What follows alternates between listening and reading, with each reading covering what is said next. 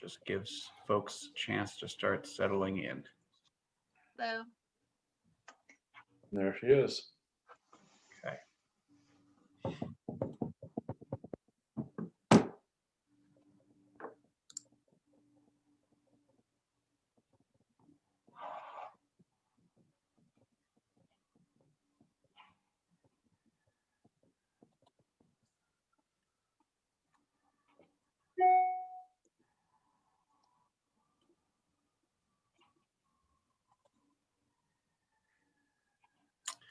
Okay, Mr. Chairman, it looks like you have all members present, and we have 14 attendees. Yeah. And it looks like it's 5 o'clock, so we can begin. Excellent. Okay, good evening. I'd like to start the planning board meeting of May 6th, the 5:00 hour. Consistent with the governor's orders suspending certain provisions of the open meeting law and banning gatherings such that in-person meetings are not feasible, this meeting will be conducted by remote participation to the greatest extent possible. The public may not physically attend the meeting, but every effort will be made to allow the public to view and listen to the meeting in real time. In the event that a live transmission proves unworkable for any reason, an audio or a video recording, transcript, or other comprehensive record of the meeting will be made available on the city's website as soon as possible. So we have quite a few attendees this evening. So I believe that folks are signed in appropriately on the board. We have Hank McCarl, myself, Rick Noonan, Greg Catamatori, our planning director, Beverly Bookin, Doug Cook, David Rosen, Mr. Henry has joined us, Jane Ramson as well. So we have a full planning board this evening. Next item on the agenda is the consent agenda, which is an approval not required application submitted by Craig Haven Trust and Roger Ward for the division of land at 10 St. Louis Ave and 29 Barrington Avenue, Assessor's Map 134, and lots 47 and 51.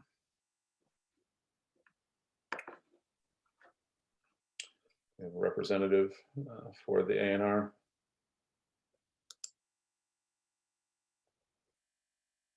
You're muted, Greg. Too many screens open. I believe John Judd was representing the application, and I don't see him currently as a panelist. No. So maybe we can move down to lower down on the agenda and begin with the releases and then come back. Okay. Screen's frozen. Okay, so under other business, so covenant release for Patrick Titus, TR, Seaglass Lane, definitive subdivision. So we've received a request, and I'm going to share, if you can see that okay. Do you currently see a map of the general area? No. Nope. Okay, let me stop sharing and reshare. A lot of sharing. Lots of sharing. How about now? Better. Okay, so planning board members will recall the approval of a definitive subdivision for a 3-lot subdivision off of Washington Street, now named Seaglass Lane. And I'm using my cursor to kind of outline the layout of the roadway. This Google imagery is a little bit dated at this point. Currently, these two structures are nearly completed. The board already released them released all 3 lots for construction, but did not release any for sale. So there still remains 1 lot as collateral for sale. So the request is to release 2 lots for sale. So they will be released from the covenant completely. The final work that remains is the final course of paving. Most of the landscaping is associated with the right-of-way, and I anticipate that they will probably complete that. As this 3rd lot is already had its exterior construction completed and it's moved to interior. So I believe the intent is to try to get to closure on that structure as well, probably before the end of the summer. So you'd probably see the completion and as-built of the subdivision before the end of the summer. So it's a straightforward release for sale of the, Yes, and I'll pull up the covenant request.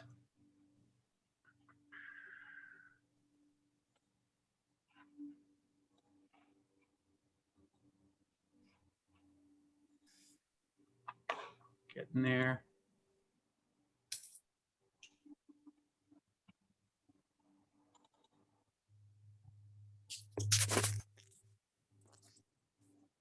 Ms. Jones.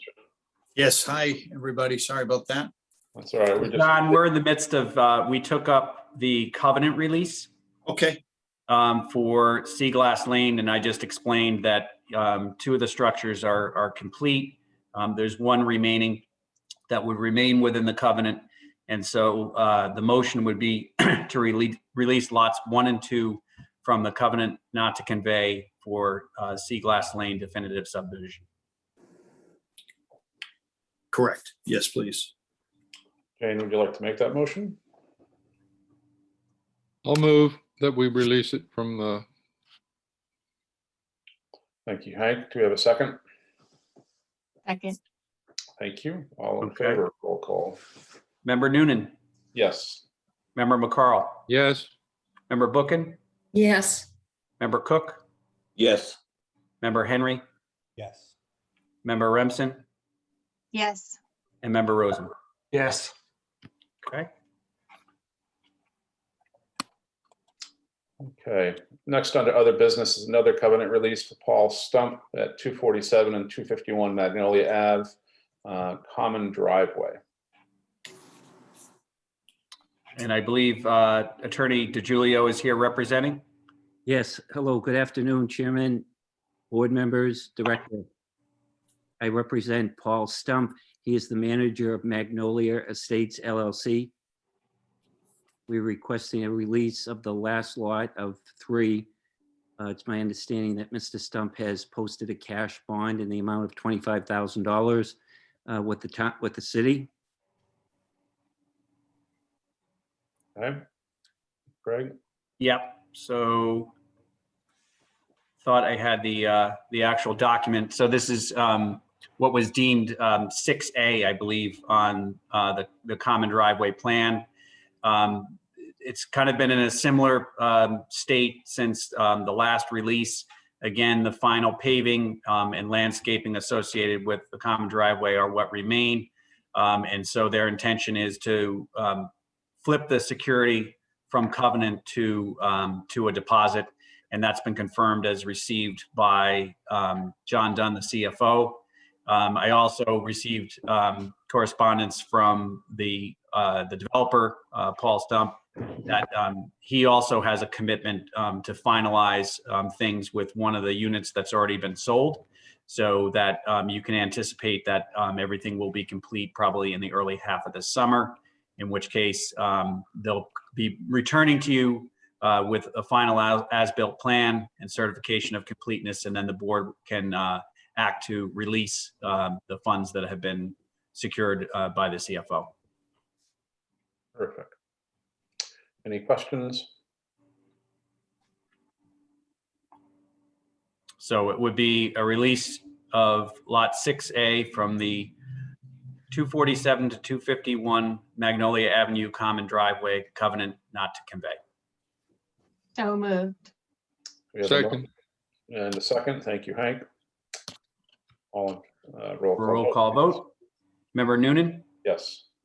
Member McCarl, yes, Member Bookin, Yes. Member Cook, Yes. Member Henry, John? He's unmuted. Muted. Yes. okay, Member Remsen, Yes. and Member Rosen. Yes. Thank you, folks. Thank you, Attorney DiGiulio. Thank you.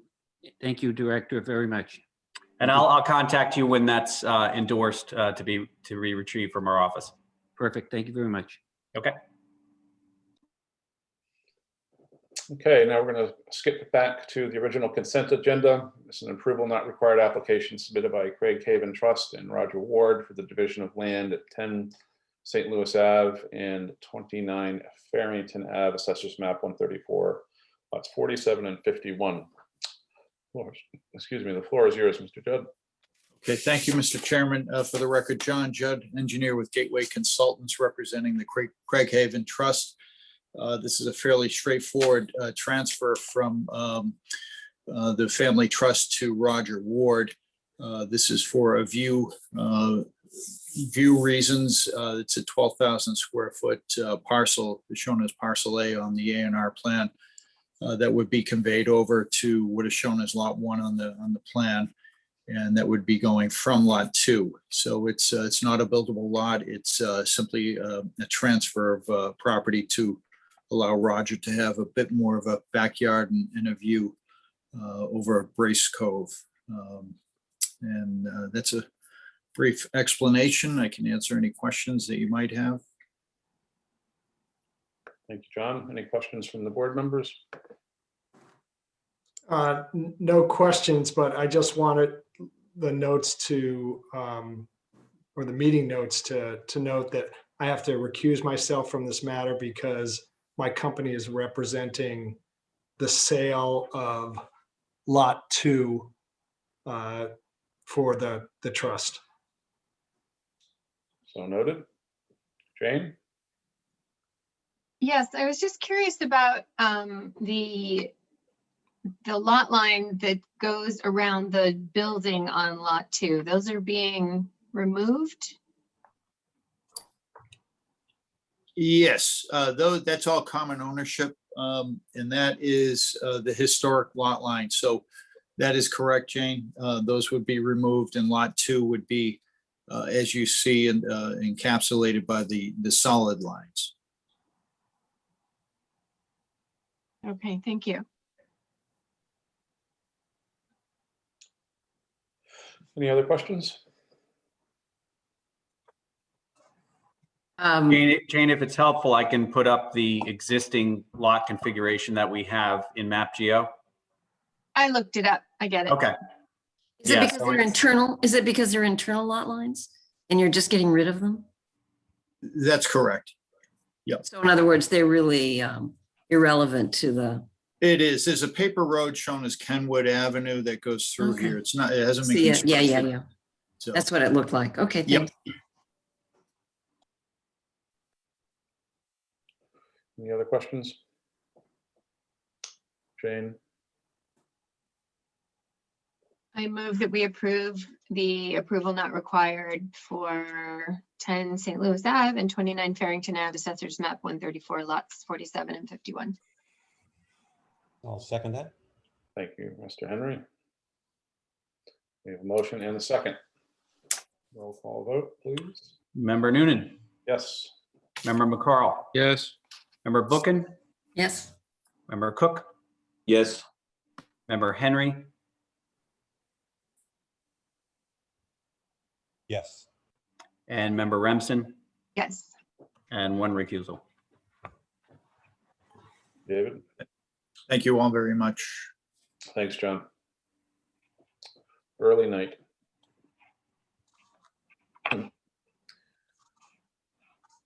So I want to move into public hearings.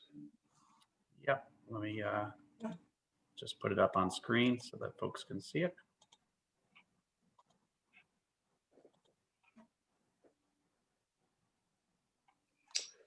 Okay, so first, under new public hearings pursuant to section 17 of chapter 53 of the Acts of 2020, in accordance with the provisions of Mass General Law 40A, chapter 40A, section 9, Mass General Law chapter 41, the Gloucester zoning ordinance section 5.9, cluster development, and the rules and regulations governing the subdivision of land in Gloucester. The Gloucester Planning Board will hold a remote public hearing on a definitive subdivision application submitted by Upper Banjo LLC for the division of land to permit 26 single-family home residential development at 154A, 158R, and 60 Essex Ave, Assessors Map 218, Lot 38, 39, and 46.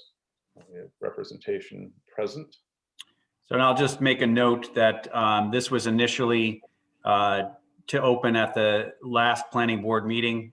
There was an error on the part of the Gloucester Daily Times. They did not run the second required advertisement. So it was twice noticed prior to this hearing, as well as a butter notification to all those that were identified by the assessor's office. Thank you, Greg. Attorney Pavazza, the floor is yours. Thank you. I'm going to share my screen, if that's okay. I think Greg might take yours down.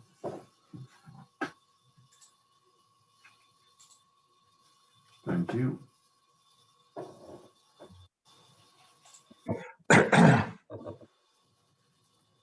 For the record, my name is Joel Favaza. I am an attorney at Seaside Legal Solutions, 123 Main Street here in Gloucester.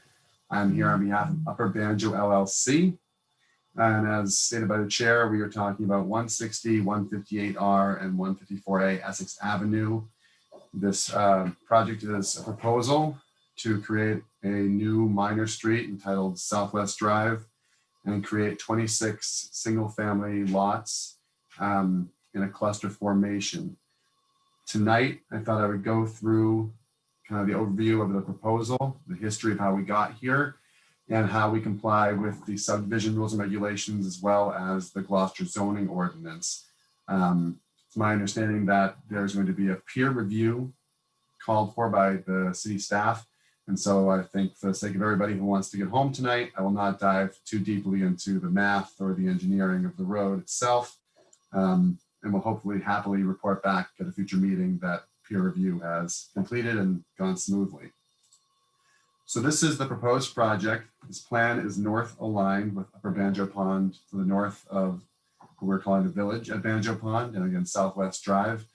And like I said, is to create 26 single family lots. By way of background, we are located partially in the R20 district, which is the low medium density district, and the R30, which is the low density residential district. As I said, we are at the site of Upper Banjo Pond, and it's a man-made pond. Here's an older map of West Gloucester prior to its creation. And the Russia Cement Company made use of Upper Banjo and Lower Banjo. It's one of the funnier pieces of Gloucester, well, funnier / environmentally tragic pieces of Gloucester history I've ever learned. Basically, Upper Banjo and Lower Banjo were using a flush theory, and Lower Banjo was where the Russia Cement Company was next to, and they would dispense waste out into, industrial waste out into Lower Banjo, almost as if it was a toilet bowl. And Upper Banjo acted like a toilet tank, and when Lower Banjo got too gross, they would open the spillway, and Upper Banjo would release down into Lower Banjo and push whatever the Russia Cement Company had put into it out into the Annisquam River. Fortunately, those days are behind us, and the ponds have recovered, and the river is looking pretty darn good these days. But that's kind of the history as to what these ponds were about. For orientation, the yellow parcel is the parcel we're speaking about. This abuts Ravenswood Park and city land. You have Fernwood Lake to the left on this picture. And a bunch of land owned by both the city of Gloucester and, of course, the trustees maintaining Ravenswood. It technically fronts on Essex Avenue. You can see the top of the yellow, the yellow outline, but it's primarily accessed over Malcolm Road, and those two orange lots are also part of this proposal. For background, as the applicant, Upper Banjo LLC is owned by Vito Gigoloni. He is a third-generation Gloucester resident. This is him with his 4 sons and his father a few years ago. He actually raised his 4 sons with his wife, Jenny, on Edgewood Road, which is in the same neighborhood as Banjo Pond. And all 4 of his sons and their families are still in Gloucester and working in Gloucester today. This is another picture of them looking like a formidable sailboat crew you do not want to run into at St. Peter's Fiesta. 3 of his sons run the Fisherman's Wharf down Rogers Street and, maintain themselves as active members of the community. Vito has what I would call a thoughtful construction history, both in the city, but also in this immediate neighborhood. If I get my little laser pen out. So this star is where Vito lives. And he developed Fleetwood Drives. That was a subdivision right here. He built houses along Birch Grove Heights along here. And he also assisted in the development of Banjo Way, a smaller development right here. And of course, he's been a responsible steward of Banjo Pond itself for the last 28 years. So I want to emphasize that everything Vito is proposing to do today, he's proposing to do in his own neighborhood. So this will very much affect him and his friends in the area. So that's obviously weighing on him as he makes decisions that are both economic decisions, environmental decisions, and quality of life decisions with the project he's proposing. I've now rotated the plan set. So this is south toward the top of the screen, north toward the bottom. I did it like this because in practicality, you'll be entering Southwest Drive from the northern side of it and driving, as the name might hint, southwest onto it. And I just want to go through and lay out the clusters. This is cluster 1. It has 1 single family home. This is cluster 2. It has 8 single family homes. Cluster 3 has 9 single family homes. And cluster 4 has another 8 single family homes.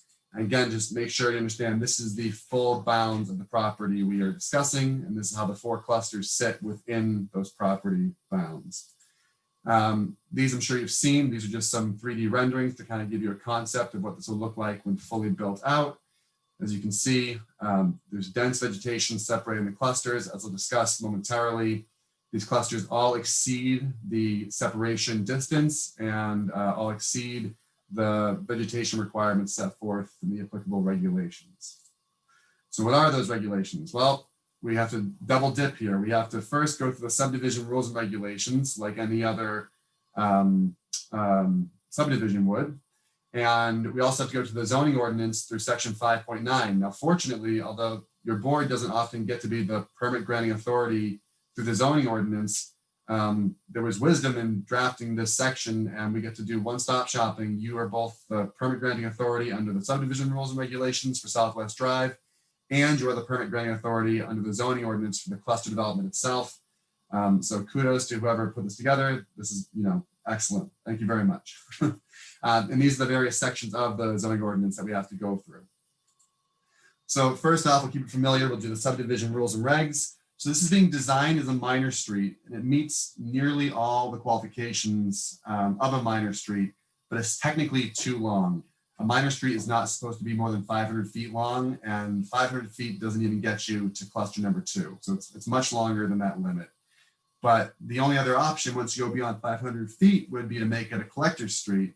And a collector street is supposed to collect traffic from several minor streets. It's supposed to handle traffic from more than 50 homes. It's supposed to service, non-residential abutting property. So Eastern Avenue is a collector street. Rogers Street is a collector street.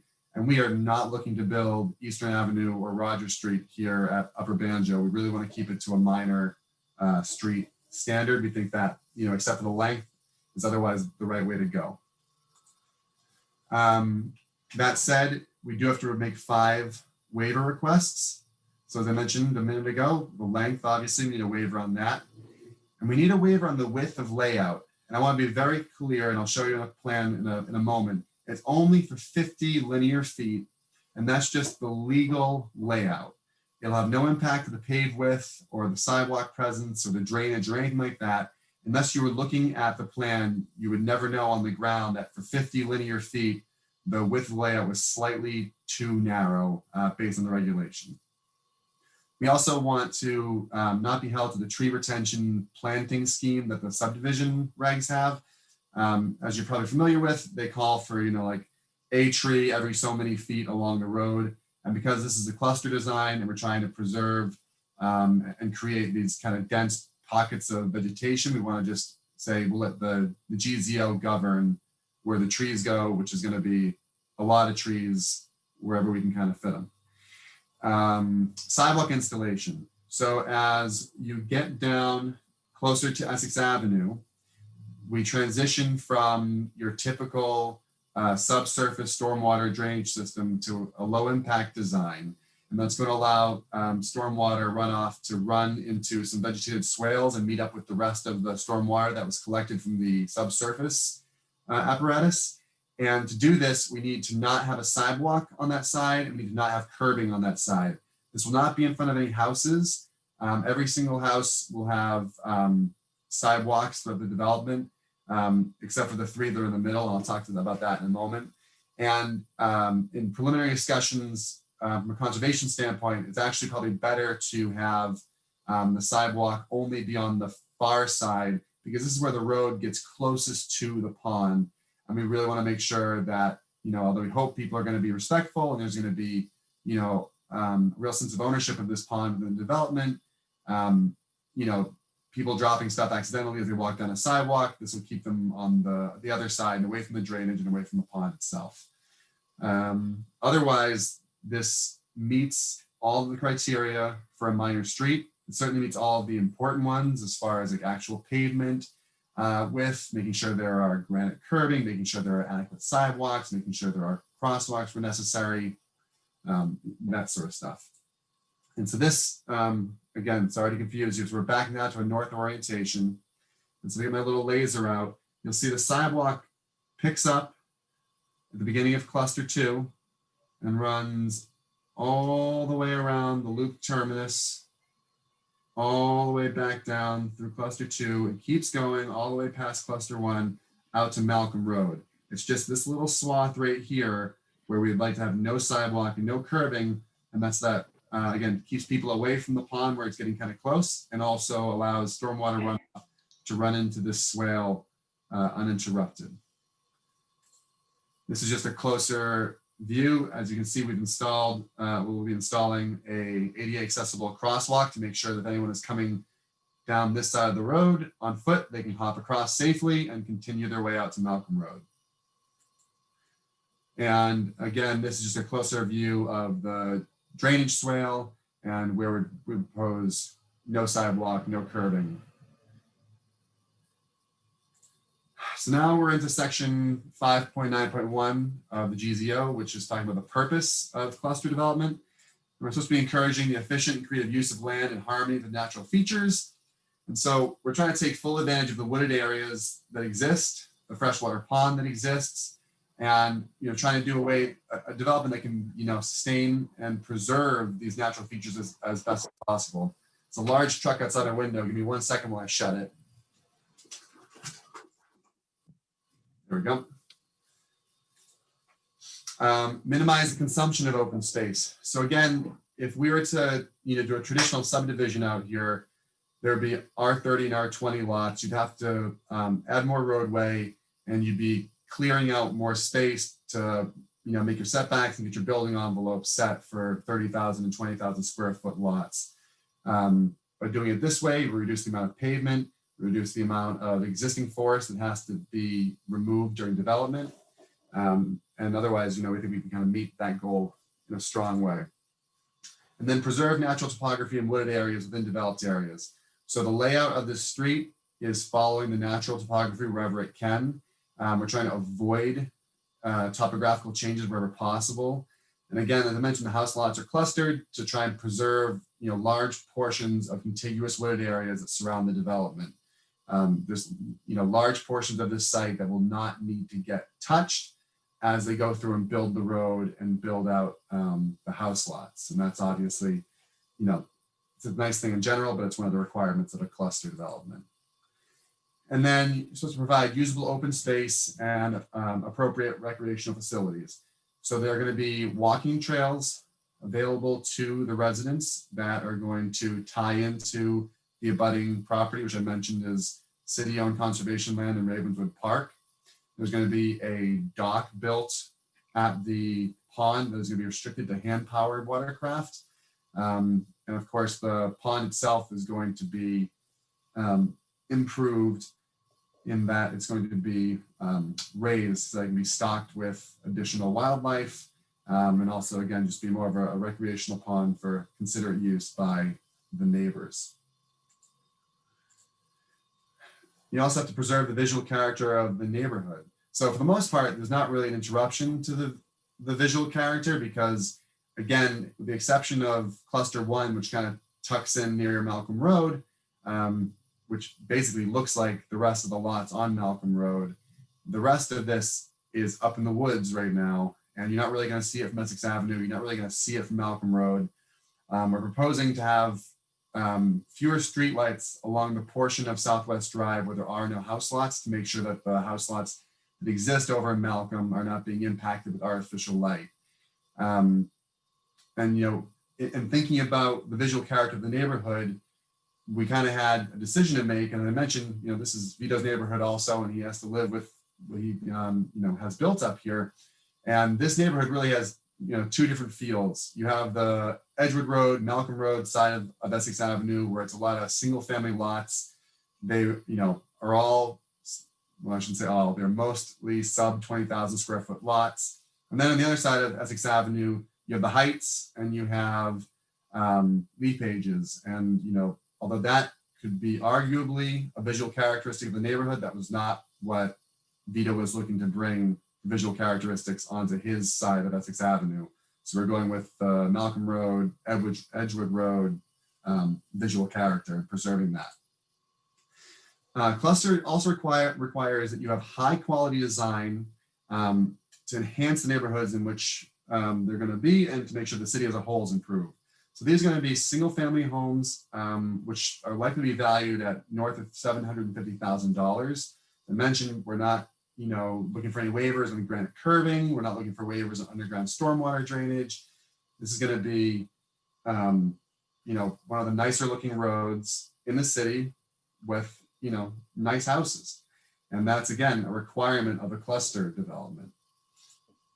And you have to preserve sites and structures of historical importance. Obviously, you know, the most importance here on site from a historical perspective is the pond itself.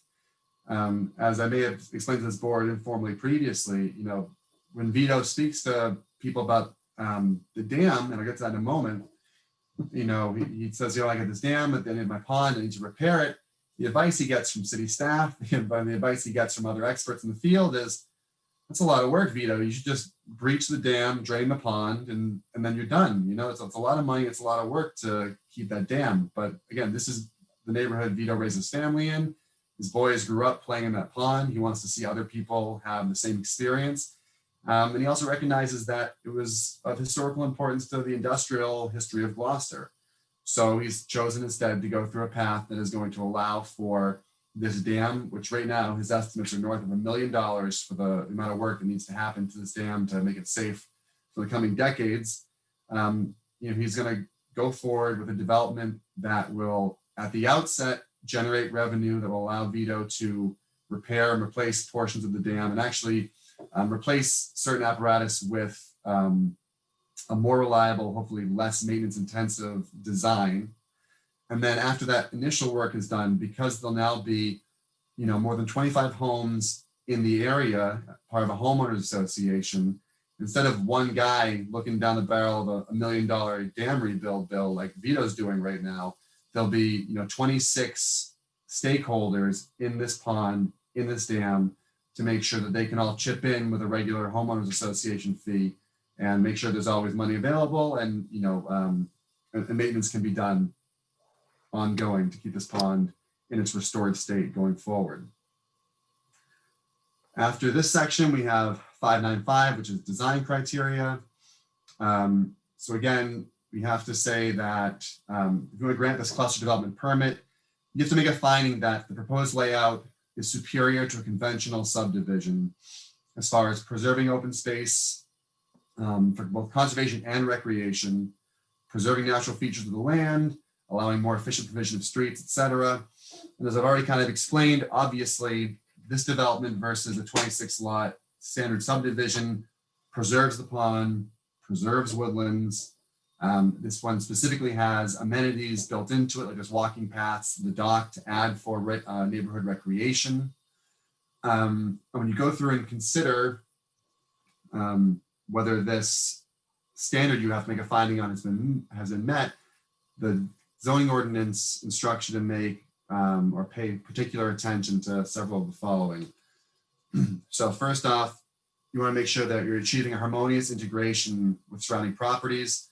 This road ties into Malcolm Road and actually improves it. The pathways tie into Ravenswood, and there's ample parking within the development. So no one in Edgewood and no one in Malcolm needs to worry about people parking on their street because of what's going on up here. These houses are all being designed to have, adequate driveways, multi-car garages, and there'll be on-street parking within the loop if the planning board permits it. You have to make sure that you're achieving the best possible relationship between the development and the land. As I've said before, this road is designed to follow the natural contours. We're trying to avoid taking down any more forest that needs to be taken down in order to do the installation and the construction. And of course, the pond is not only being preserved, it's being improved. That kind of ties right into making sure that the open spaces are configured for active and passive recreation, which I think is pretty clear. And again, protection of natural features actually mentions streams and then historic or archaeological features. Again, preserving as much forest as we can, preserving the pond. And there's actually another wetland that sits between clusters 2 and 3 on the southern side that is being left alone. I think there might be 1 or 2 structures that are at like the very outer edge of the 100-foot buffer zone to the wetland, but the wetland itself is not being touched. And obviously those 2 houses will need Concom approval in order to be constructed.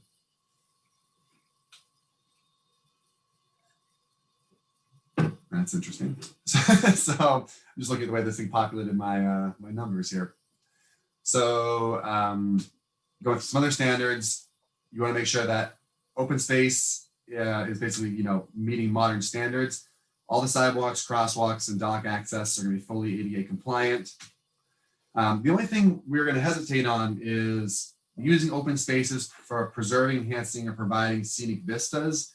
And we don't want to propose anything that's going to amount to vista pruning at this stage. Again, first off, we're not looking to reduce privacy for the people on Malcolm Road. We're not looking to, contradict kind of the purpose of clustering to make sure that these little bunches of houses feel separate from each other. And we don't want to have to clear any more trees or even prune any more trees than are necessary. And so although it could be, one might make the argument that it would be nice to cut in some vistas from Southwest Drive down to the pond so that everyone can kind of look at it from wherever they are. We're kind of taking the approach that, we really don't want to take those trees down. We'd much rather the inhabitants enjoy the walking path, come down, sit on the dock if they want to, enjoy the pond. So that's like the one standard that we're not making a big push on. Otherwise, we've talked about preservation and protection of historic resources. And as far as adequacy, public safety, et cetera, this road is being built to the regulations that we have set forth. Again, those waivers we were requesting were fairly minor. We've made sure that the ladder truck, which is the fire department's largest apparatus, can navigate the entire development, even with on-street parking present. There'll be brand new subsurface utility installation. This is going to have electricity service, natural gas service, water service, sewer service, all underground. There'll be no telephone poles coming down. There'll be fire hydrants throughout the property. We've begun discussing placement with our engineer and with the fire chief. They were discussing actually just this week about making sure that we had street lights located where fire hydrants will be located to make sure that you can see where the fire hydrants are, even if something's happening in the middle of the night. So we think we, definitely meet that standard for adequacy of public safety, et cetera. So now we're on to 597, which is development density. It's a lot to read, but it basically talks about how you calculate applicable land area, which is basically what you have within the cluster developments, what we have in this these 3 lots, but you can't count resource areas. So we can't use the square footage of the pond itself because that's a resource area. And then where, like it does here, you have property that's in 2 different zoning districts. You break it up and you do the calculation twice. You figure out how many units, in this case, R20 will provide and how many units R30 will provide. And so you do that math out. The R20 zone land zoned R20 gets us 2 units. The land zoned R30 gets us 24 units, with a total of 26 units, which is what we proposed.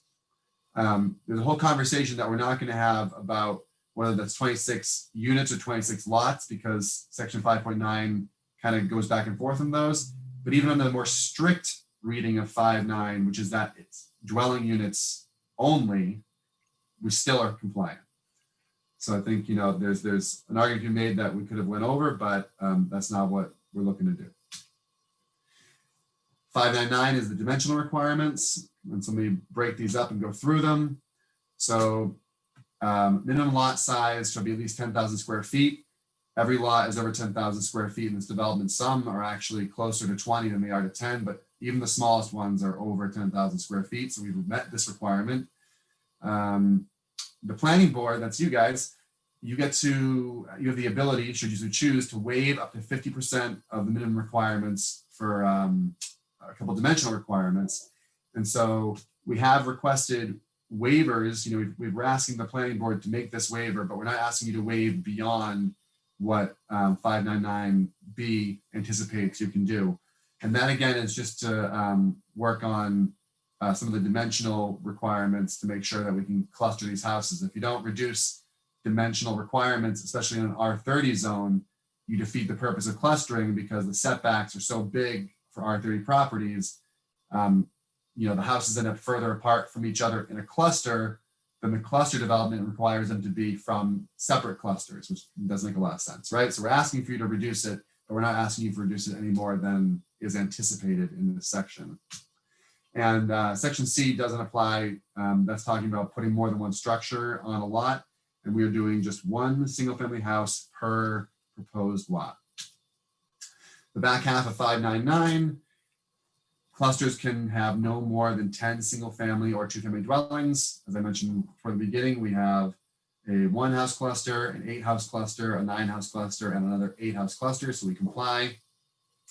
And then there's the minimum width of open space between clusters of dwellings. So it's supposed to be 50 feet between clusters of dwellings. We did one better. We have at least 50 feet between the lot lines of the clusters, which means that the houses are all, even at the closest points, are much more than 50 feet apart. So this requirement's been met. And then again, except as noted above, which is the waivers we've asked for you, we have to otherwise comply with the dimensional requirements of the district, and we have. Besides what section B was anticipating, we are not creating any dimensional nonconformities. We have no intention to go to the zoning board and ask for relief. We plan on building out a development that complies. And the last section under the zoning ordinance is 5.9.10, which is common open space. And it's open space that's designated by the applicant and approved by the planning board. And so, basically here, open space is whatever is outside of these clusters. As you can see, these lots don't go all the way back to the main lot line of this property. They're intentionally pulled back to make sure there's plenty of open space. And so the minimum threshold, at least 30% of the applicable land area. So you have to remember, that's the land area that does not include, in our case, the pond. So 30% of the upland has to be common open space. And we are at 150% of that standard. We're at 45% of the applicable land area is going to be common open space. And again, that does not include the pond. The pond is obviously a huge piece of common open space. We can't count it. But even when you delete that pond out from the calculation, we're still at 45%. And almost half of the buildable land area is going to be open space, common open space. That doesn't include the fact that a lot of these lots are going to be comprised of mostly open space, private open space, where they have their backyards and their little sections of private woods. The last one was that the open space has to be in one or more parcels, and you basically have to decide whether or not the open space is configured properly for its intended use, which I think it is. So here are the reasons or the uses that you can have for common open space. And I've kind of highlighted the ones that we've met, including number 6, which is any combination of the above. There's recreational facilities, there's walking trails, and obviously, so at least 50% of the common open space has to be used in this manner. And so that means, again, toward the south side, where we're not touching the forest wherever possible, the common open space is going to be left in a natural undisturbed state. And then the remainder, which again is near the pond, and even the buffers that are being put in or being put back after development, those will be left in the natural undisturbed state. So there'll be a lot of natural forest, both historic and currently existing, and then there'll be some replacement forest that'll be put in after the road and the lots are set forth. And then the common open space has to be governed in one of three ways, and we're going with the first one, which is there's going to be a homeowners association, excuse me, and that is going to be consisting of the individual lots. We're going to have beneficial rights in the open land, and we're going to grant a conservation restriction to the city of Gloucester to make sure that this homeowners association is required to keep it in an open state, to make sure that it's well maintained, and if they start slipping, the city of Gloucester will have an enforcement mechanism where they can step in and say, hey, you know, Village of Banjo Pond, we couldn't help but notice, you know, your pond's down 3 feet. You need to, you know, get it filled back up and release more water into it, right? So it allows the city to have not control of responsibility, but enforcement capabilities over making sure that the promises that we're making here in 2021 are still being followed through in 2031, 2041, 2051, long after, you know, we're no longer involved directly with this project. And then just a couple quick post-filing updates. Since we filed with the planning board, we met with Chief Smith to discuss emergency vehicle access. And we confirmed that Southwest Drive meets all the access requirements, even with vehicles parked on the inside of the loop. However, primary access from Malcolm is steeper than the regulations allow. I think it's a 10% grade maximum, and I think at some points this is as steep as 17%. Now, I want to be clear that it's not too steep for practical access for all vehicles, including the city's ladder truck. So on, you know, a clear day, the ladder truck can get up into the development and back down out of the development through Malcolm Road, which is the primary access. But there's also going to be alternative emergency vehicle access for inclement weather via Edgewood Road. I want to stress this will not be primary access for day-to-day. This will only be if, you know, there's an emergency where a large apparatus has to get onto Southwest Drive and icy conditions, wet conditions, etc. They'll come in this way through Edgewood Road. But again, otherwise, day-to-day access is over Malcolm. Everyone's gonna be coming off Essex Ave and pretty much directly into the development. This would only be used during inclement weather for emergency vehicle use. And that was at the suggestion of the fire chief. Otherwise, we are preparing for peer review. It's our understanding that as part of this filing and likely the Conservation Commission filing, the city is gonna have some hired guns pour through, which you saw was an inch or so of calculations, and make sure that we did the math right and make sure that we're hitting the standards like I told you. I know you're sad to see this presentation end, but at this point, I'm going to thank you. I'll stop sharing my screen and open up for questions, comments, or however the chair would like to go from there. Thank you, Joel, for that presentation. I'll start with board members first, and we've seen this for quite some time now. Sounds like we're nearing the finish line. So questions for board members?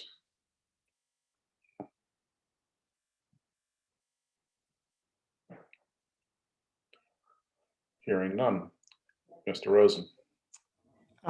So again, just clarification, is the total number of units 26, or would the proposed accessory dwelling unit ordinance apply to this so that there would be units beyond the 26?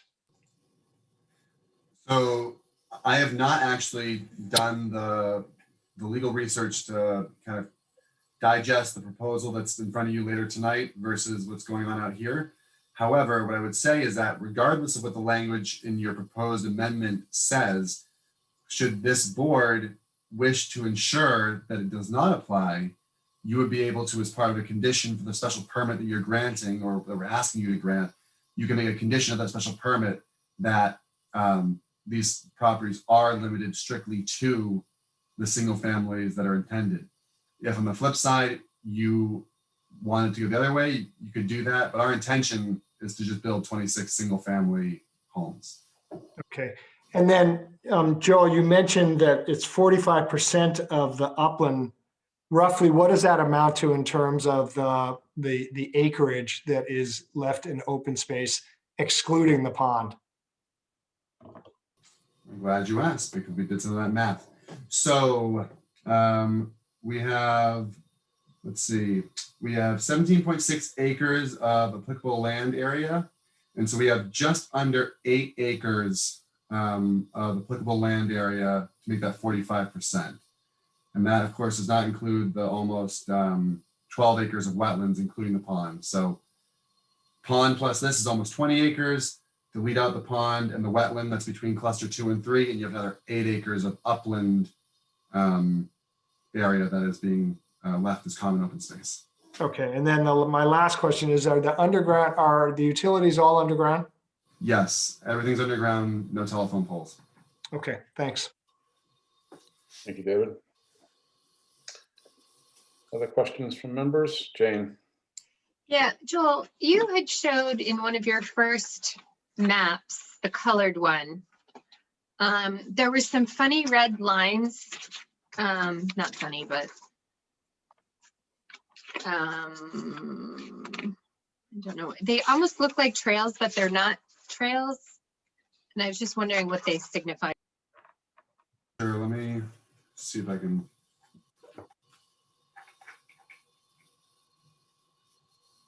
These aren't trails, right? Yeah, I have Vito with me right here. I'm just to make sure I answer the question properly. So let me start by putting what I think is the slide you're referring to. The slide was, it was the whole subdivision, and it had like forked red lines going down towards the conservation land, towards Ravenswood. Is this the plan?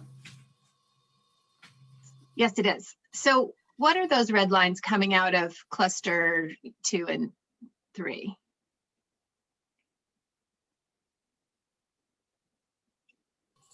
Let me grab my little laser so we can point them out.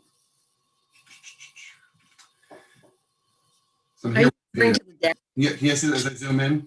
We're talking about the dash lines, you know, in this view closer to the pond, not the red lines behind the houses, right? Right. Okay. I know what they are. Are the delineations of soil quality? Yeah. Yeah. So the 318B, 722E, these are all types of soil, 301B. And so when they went out there and did soil samples, they mapped out the different types of geology out there. And that just kind of shows how the different geology flows through the site. Okay, thank you. And so I think what you're probably not showing then is the existing trail that heads over to the Ravenswood, the main Ravenswood trail that runs. A lot of that is under what is going to be the road. And then I think it probably comes up through either between clusters 3 and 4, between clusters 2 and 3. But again, the way people kind of navigate the site now is because that's the way topography allows you to, and that's the way the road's going to kind of come in. But there's going to be some paths cut in between clusters 3 and 4 and between clusters. I can kind of see this white when I zoom back in. Sorry, my laser isn't coming back up. You can see this white path right here kind of coming. Yeah, and this is the wetland that I was talking about. This is actually a really pretty spot. And so between 2 and 3, there'll be this path coming up into the abutting land. And does that connect to something, or does it just go to the abutting land? Yeah, there's a path that kind of comes in and skims. And again, if I zoom back in, you can sort of see the existing topography. It kind of like mellows out right around here. So wetlands buffer, you know, goes, you know, the woods and the foliage out here doesn't respect the property line, right? So this, even though we've only colored this part, you know, the natural transition into the city land. You can see Ravenswood. Great. So I just want to make sure that your new trail connects somehow to an existing trail that feeds into the Ravenswood system. Yep.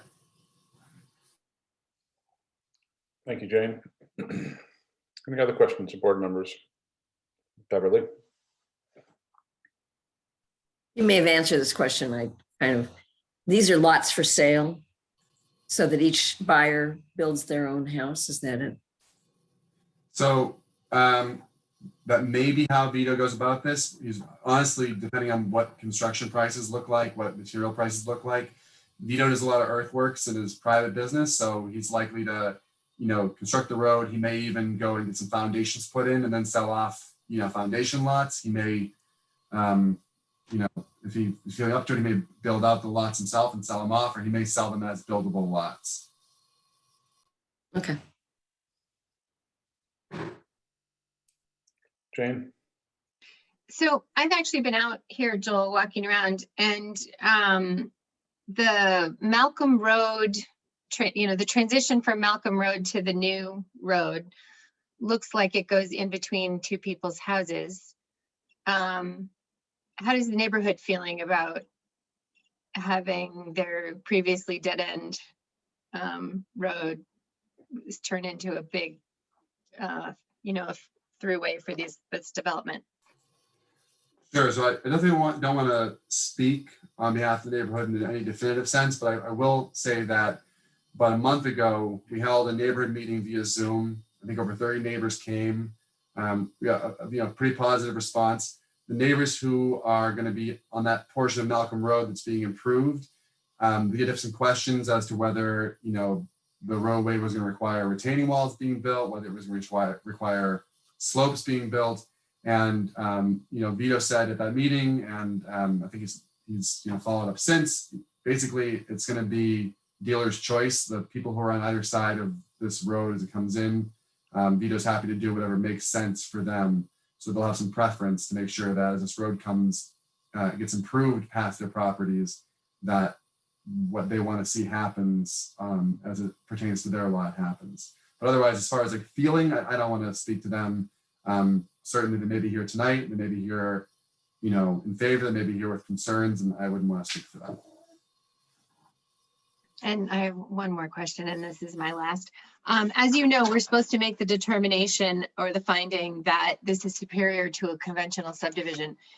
Have you included any information about what a conventional subdivision might look like? So I didn't include any sort of rendering, but hold on one second, let me pull something back up.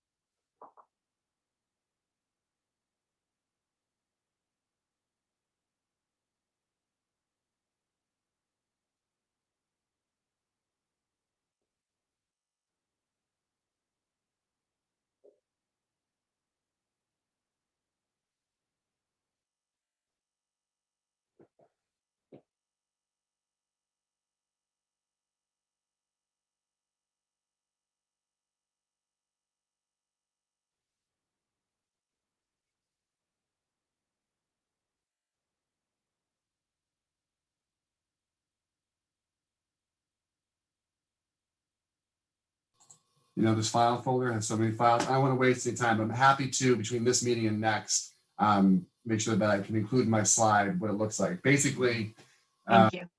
Yeah, you basically create these long, narrow, two-family lots, clear out most of the woods, and you throw duplexes up, and you can get, I think 30-something units, 34 units or something like that up there.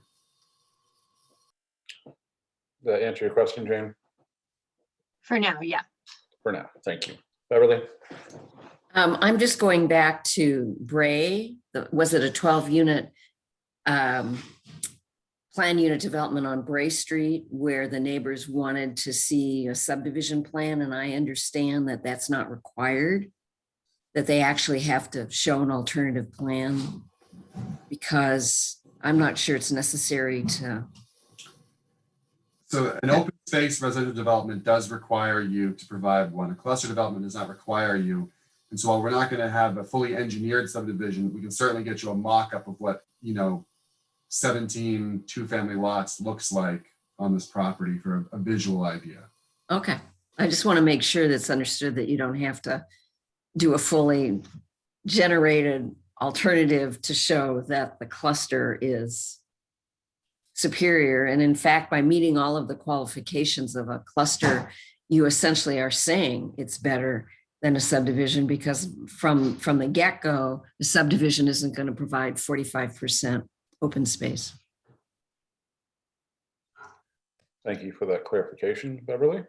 I would just say that, it's obviously a balance of subdivision standards that have to be adhered to. So we kind of have several different reviews that will be occurring for compliance. One is with the design standards and the subdivision regulations, the ability where they can be modified with the cluster development ordinance. And I can say from, the limited experience with the number of cluster subdivisions that have come forward, if the board is in a position where they feel they need more information to make that conclusion, that has often been the result. Whether, obviously, it's not something that's been fully engineered, because the intention here is not to duplicate expense and come up with a full conventional subdivision design and then come forward with a cluster. But, some of those visualizations can be helpful. Thank you, Greg. Any other questions before we turn it over to the attendees? So I'll just comment on, where we are in the process. And Joel had alluded to the recommendation for a peer review. So we did meet as staff. You should anticipate by the subdivision regulations in section 3 that talk about not only the submission standards, but also the review process, that there are various departments and boards that will be reporting to you, including the Board of Health and the Conservation Commission.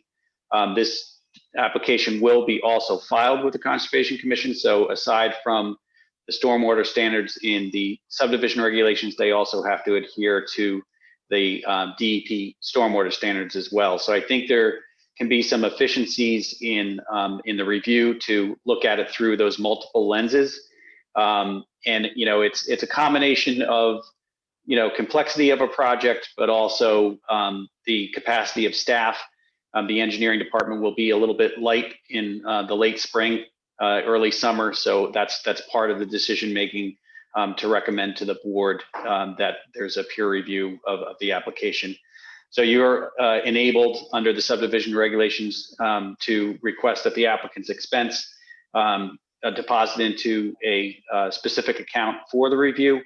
And if that is the direction of the board and that is the recommendation, prior to the close of this session this evening, we'll look for a motion from the board to conduct a peer review. David? Just a point of clarification, and this may be from either you, Greg, or from Rick. At what point do we bring up and look into or consider the issue of the additional potential units here under the ADU? Well, I think, sure. I mean, I think it's something germane. Right now, it's not the law of the land.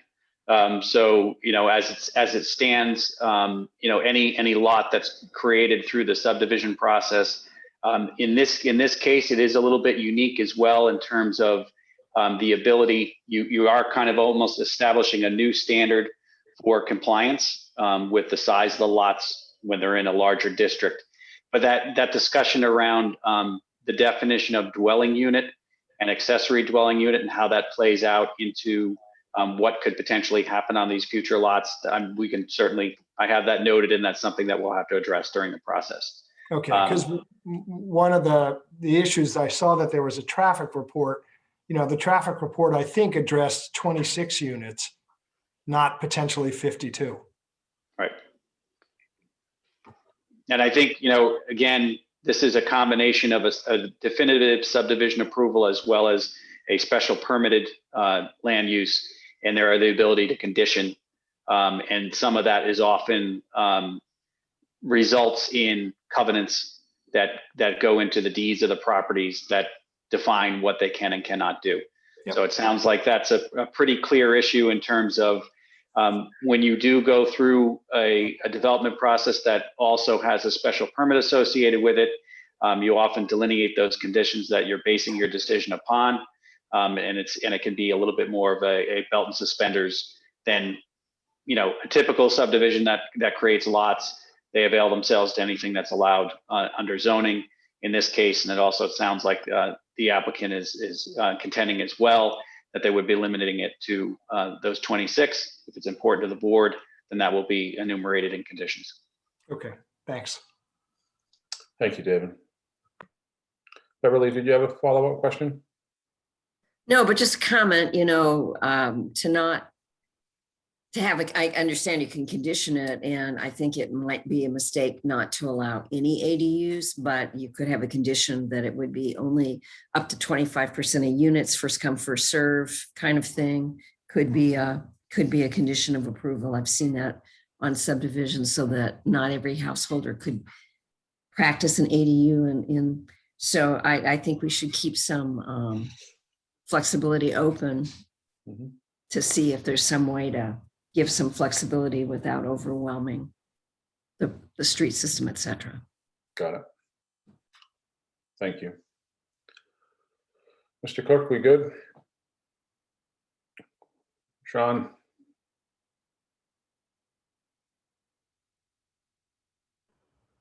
All good. Just waiting to see what folks have to say. Okay. So we are in a public hearing setting. There are a number of attendees, and I'd like to open it up to the attendees by raising your hand electronically. Some folks just have their first name. When you're chosen to speak, I'd like you to state your name and address for the record, your full name and address for the record. And typically in a public hearing setting, you're allowed 3 minutes to make your point.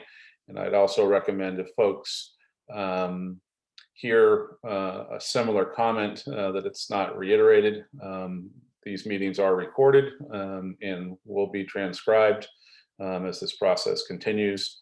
So I believe the first person that had her hand up was Jennifer. Again, so if you could state your full name and address for the record, we would like to hear from you. Hello, can you hear me? Yes. Hello, my name is Jennifer Coons. I live at 28 Edgewood Road. I had several questions about wetlands and buffers, but is it my understanding that this is not the setting to bring those questions up, or is this appropriate? I said, if you want, everything can be submitted in writing, certainly, but if you wanted to take a couple of minutes to hit the high spots. Great. Thank you. I have 3 questions about wetlands and 1 question about the road and 1 comment or question about the Edgewood access that was just added that was not in the initial report. Okay. So I understand that it's the Conservation Commission's role, the mission is to protect public and private wetland habitats, and that you oversee, or they oversee, activities that may alter any buffer zone. According to the Massachusetts State Natural Heritage and Endangered Species Program, the state has a small pool wetland mapped as a potential vernal pool located that a couple of the houses, proposed houses, would infringe upon the buffer zone. So I'm wondering if the wetland delineation has been confirmed by the Conservation Commission in the last 3 years, which, since you are not the Conservation Commission, you may not know. And if the dimensions of that, the nature of that wetland, the size of that could fluctuate seasonally. And so I was just curious if you knew if that wetland had been delineated in the past 3 years. That's my first question. And I can pause or continue. So that, my understanding that defers to Concom, and we'll let them do their job. Okay. So so that is an issue, I guess, is a concern I have is about that vernal pool. My second question is on the map on page 109 of the report, showing a proposed road that is drawn in the 100-foot buffer zone. According to Chapter 12, Article 2 of the City of Gloucester's Wetlands Ordinance, Section 12-15B1, there should be no removing of upland plant trees in a buffer zone.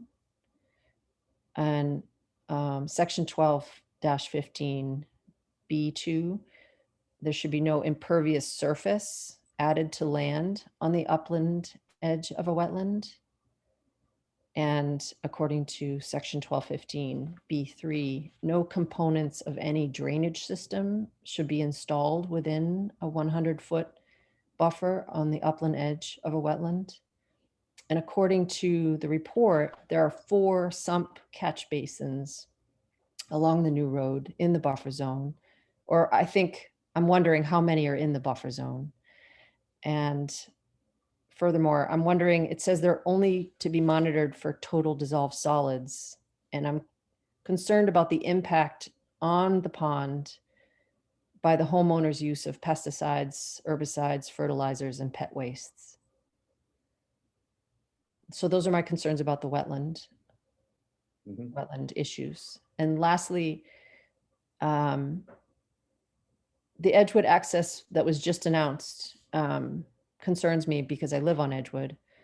And it seems to me that a gate would need to be installed. Or is there going to be a gate, or will it be an open road that people will suddenly decide is an alternative way for people to be in and out of the subdivision?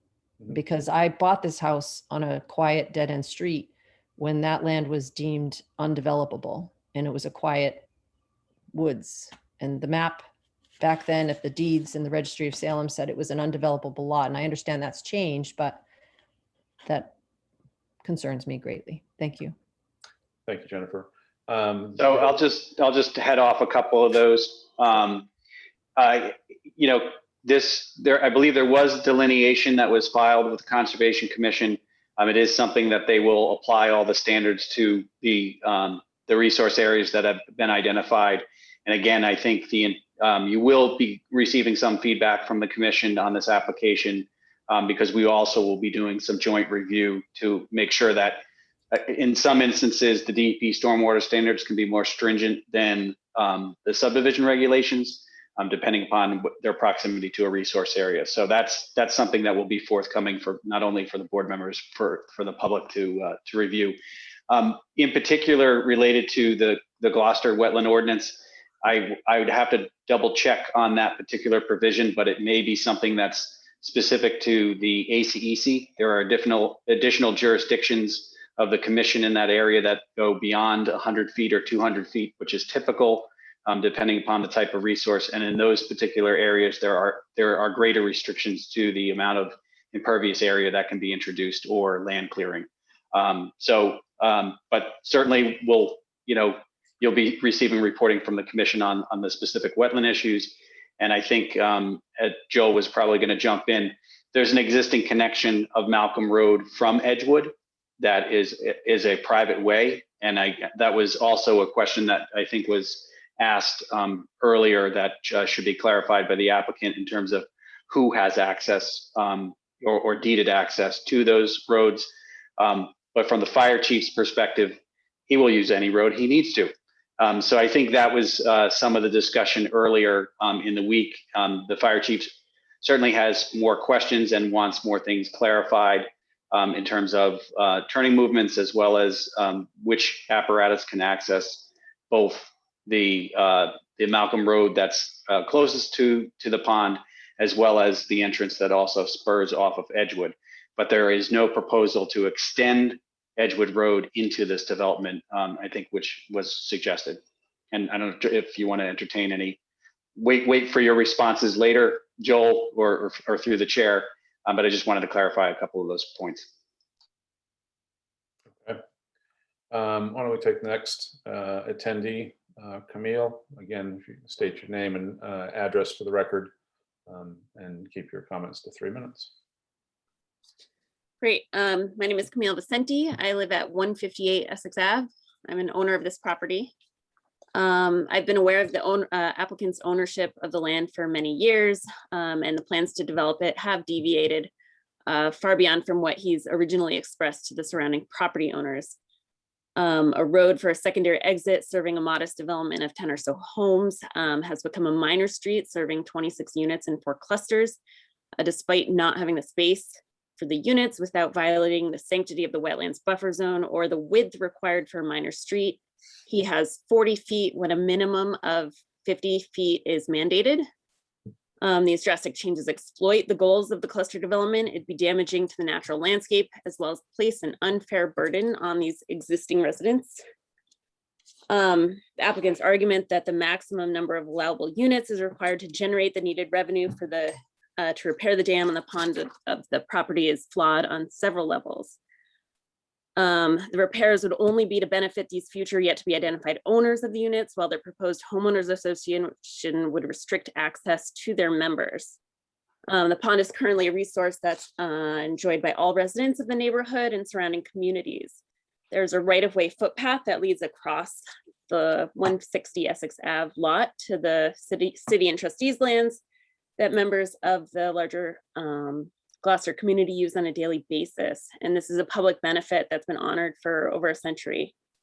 If the project is approved as currently put forth, those wanting to use the footpath to access these trails would have to be a paying member of the homeowners association, even simply to cross the land to reach these public green spaces. The changes would destroy the current ecosystem by raising the water level and adding hand-powered boating activities. Providing dock access to 26 homes. It's not a way of enabling a population of plants and animals. It serves as contrary to conserving the wetlands. Also note that raising the water level, which affects the area of the wetlands, it's also a key factor in calculating the number of allowable units. And it's unclear how those calculations were reached. And most importantly, any needed repairs to the dam are the responsibility of the owner who's let the property achieve its current state by ignoring its upkeep.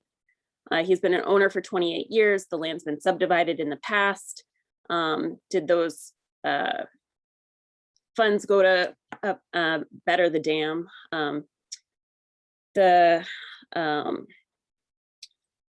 needed repairs, repairing the dam should not be tied to this project or used as leverage in pursuing its approval. I would, really like it if the dam were repaired and maintained and the applicant fulfill his responsibilities. I'm concerned that fixing the dam, it falls entirely on the approval of this development. I'm also very concerned that the narrow strip of land between my lot and the one at 2 Malcolm Road is the sole access way for the development. The width here could support at most a lane serving up to 10 homes, not the proposed 26. And lastly, I'm concerned that the cluster development does not enhance our neighborhood as claimed. Rather, it divides our community both physically and socially. I do have backup research for any of my objections for any committee member or interested parties. I also had a couple of questions for the board. I don't know if I have time now or if I should come down. So this is a continuing process, and I would encourage you to submit the work that you've provided verbally, through the clerk's office to the planning board. And that will become public record. And you can certainly, we're sort of into your, 5 minutes into your 3 minutes kind of thing. Right, so, right. But you can certainly, email Greg continuing questions, and we certainly encourage you to follow the process along as well. Okay. I do have one more specific thing about one of the waivers for that width of the 40 versus 50 feet. I mean, he says in the applicant states that it's dips below a 50 minimum. I just really wanted to enforce that there's only 40 feet there. Even in his easement on page 99 of the application, the easement says that it grants a right of way 40 feet across, and it's intended to be of sufficient width and design to comply with the Gloucester subdivision rules and regulations for a lane. So right in his own easement, it says a lane, which of course we know is only 10 homes. So I think that before even going into this cluster, we need to decide if he can have more than 10 homes. Gotcha. Okay. Thank you, Camille. Yep. So next on the list is Janet.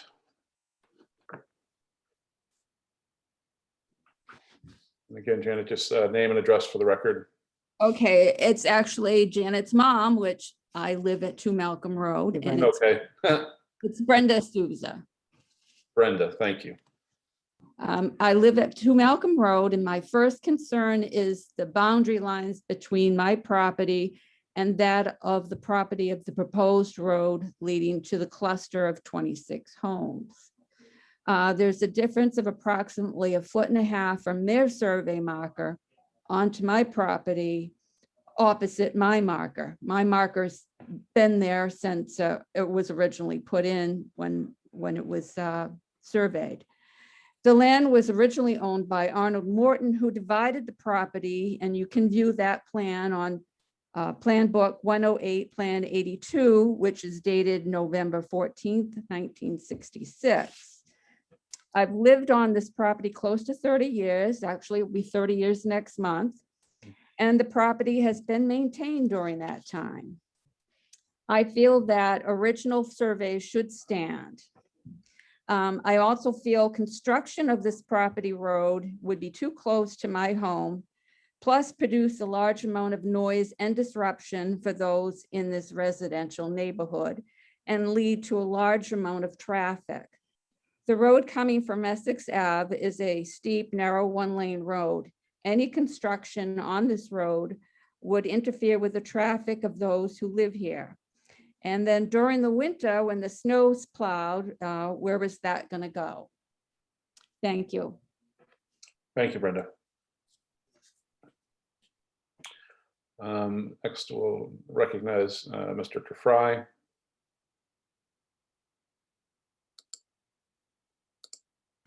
Hi, can you hear me? Yes, sir. My name is Jonathan Trefry. I live at 32 Edgewood Road. And I guess I had similar questions to my neighbor, Jen Coons. One of them was is there enough room and would he be building the road with the proper regulations within the 100-foot buffer zone behind my property?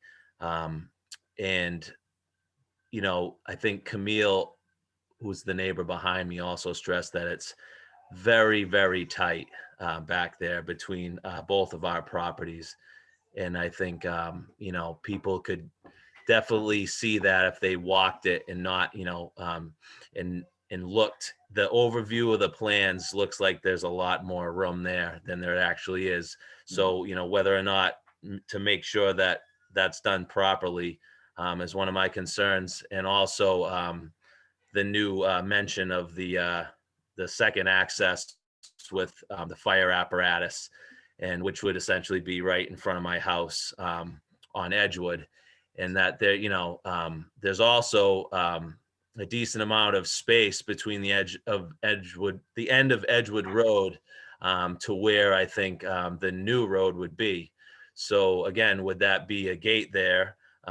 So some areas would have to be cleared there to access that, and that was never talked about. So those are the things that that I'm wanting to stress today, I guess. Thank you, Jonathan. Any other folks like to make a comment at this point?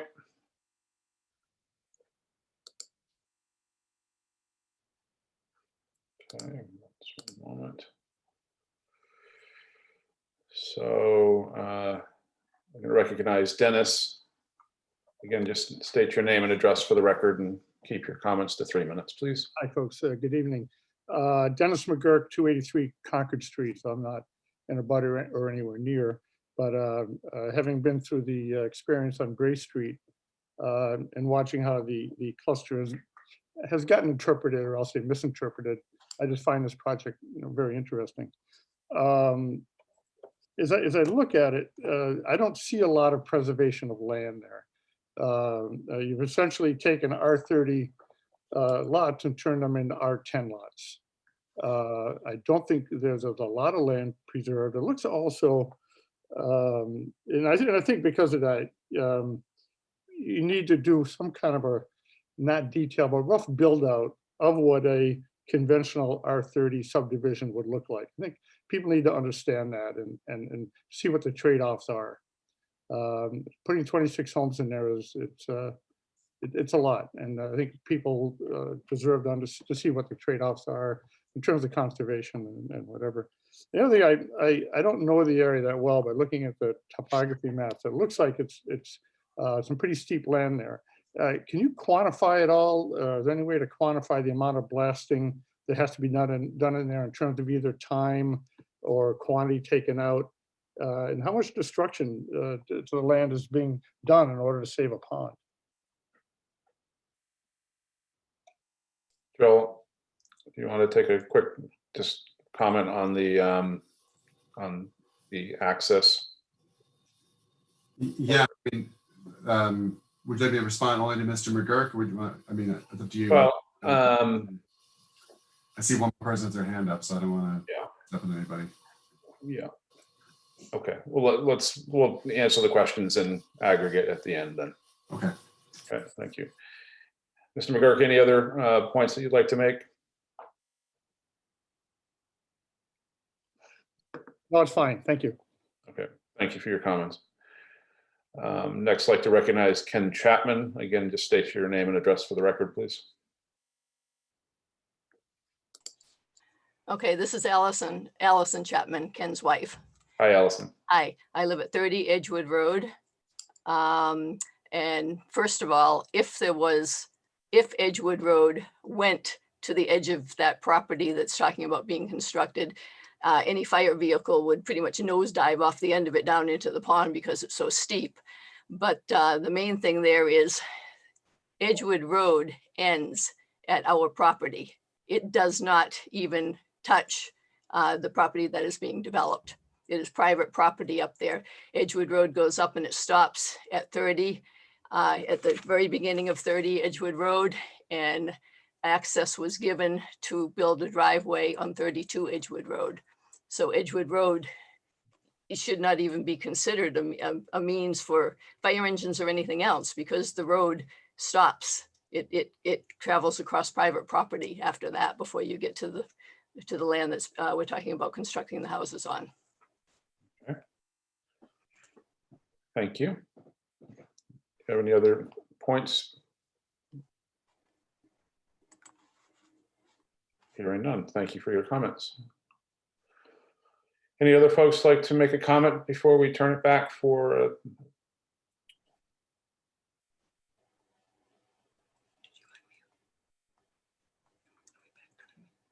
seeing none? Hope you kept notes, Joel.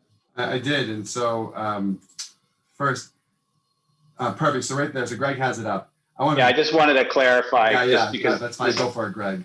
Yeah, just because this came really as a discussion point from the fire chief, his concern that the existing access from Edgewood, which is proposed to be improved, widened to the same, I'm sorry, Malcolm, widened to the same standard as would be applied to the proposed subdivision road that accesses this property. The grade coming from the other end of Malcolm Road is much more gentle. This section of roadway is in good repair. The road then widens out through this section adjacent to these two homes. So his suggestion was that perhaps with some improvement in this general area of Edgewood, that in inclement situations, he may choose to access the site from this leg of Malcolm Road. There's no intention to make any improvement, nor was there a suggestion from staff or the fire department for a connection through the end of Edgewood Road. It was just that this is an alternate potential for emergency apparatus to access the proposed road from this point. So I hope that clarifies that. No proposal for anything to come out of the end of Edgewood Road. Yeah, my apologies to anyone who I just gave a minor heart attack to. That was my fault for being inarticulate. It was technically Edgewood, and that's the road you go onto from Essex, but it would be the existing Malcolm connection, just avoiding that steep, short drive up from Essex where Malcolm hits. As far as Ms. Kuhn's questions, yes, the wetlands have been delineated. It went to the Conservation Commission back in 2019. And if I may, I will just really quickly throw a slide back up so I can just talk to the rest of them. Share screen. So it's a little hard to see because so much going on in this plan, but This green dash line is a 100-foot buffer to the pond that was delineated in 2019 and approved by the Concom. So obviously this entire portion of Southwest Drive. House number 2, part of house number 3, that all requires, and of course the footpath and the dock would all require Conservation Commission approval. There's an isolated wetland here between clusters 2 and 3. I don't know if this is what this code was talking about, but this has been delineated also. And this dashed green line, which clips the porch of 19. These are not final footprints, so it's likely that the house of 19 would just be kind of scooted a little further to avoid clipping this line. But certainly any house on lot 23 will also need to get Conservation Commission approval. As to the more specific concerns as to standards, et cetera, typically both the State Wetlands Protection Act and the City of Gloucester Wetlands Ordinance, if you are building things in the buffer zone, the Conservation Commission makes you mitigate what you're doing by improving buffer zone or resource area elsewhere. So one of the typical ways you do this is you go in and with a 2-to-1 ratio, you find invasive non-native species, you clear those out and you replace them with ecologically sound native plantings. And that's how you deal with, putting a road in a buffer zone, putting a house or 2 in the buffer zone. You have to make sure that if you're gonna impact the buffer zone to that degree, 1, that the impact does not make its way all the way down to the resource area, and 2, that elsewhere in the buffer zone of the resource area, you make an improvement. The access to Edgewood, which you spoke about, Greg, thank you for bailing me out there. Again, very sorry to anyone who I sent into a panic on that one. There was some comments about, the pond and how it's a neighborhood resource. And so, the reality is, Vito's a good guy, but everyone who is using that pond or using his paths is trespassing, right? It's private property. That's his land. And so although, Vito's kind of looked the other way, the idea that this is somehow a public resource is not fair and it's not accurate. This is private property. And again, this homeowner association, as discussed at the neighborhood meeting, although it will be primarily consisting of the actual homeowners within the development, Vito is proposing to open it up to neighboring parcels on Malcolm Road, Edgewood Road, Banjo Way, Gibbs Hill, if they want to contribute at a lower level, because they shouldn't need to chip in for road repair, plowing, that sort of stuff. But if they want to chip in and become like a second tier member of the association, they would likewise have, rights in this pond. So there's certainly not going to be a big fence going up and saying, hey, if you've used this pond forever, there's no opportunity for you to use it. It's just that it's going to be, more regulated.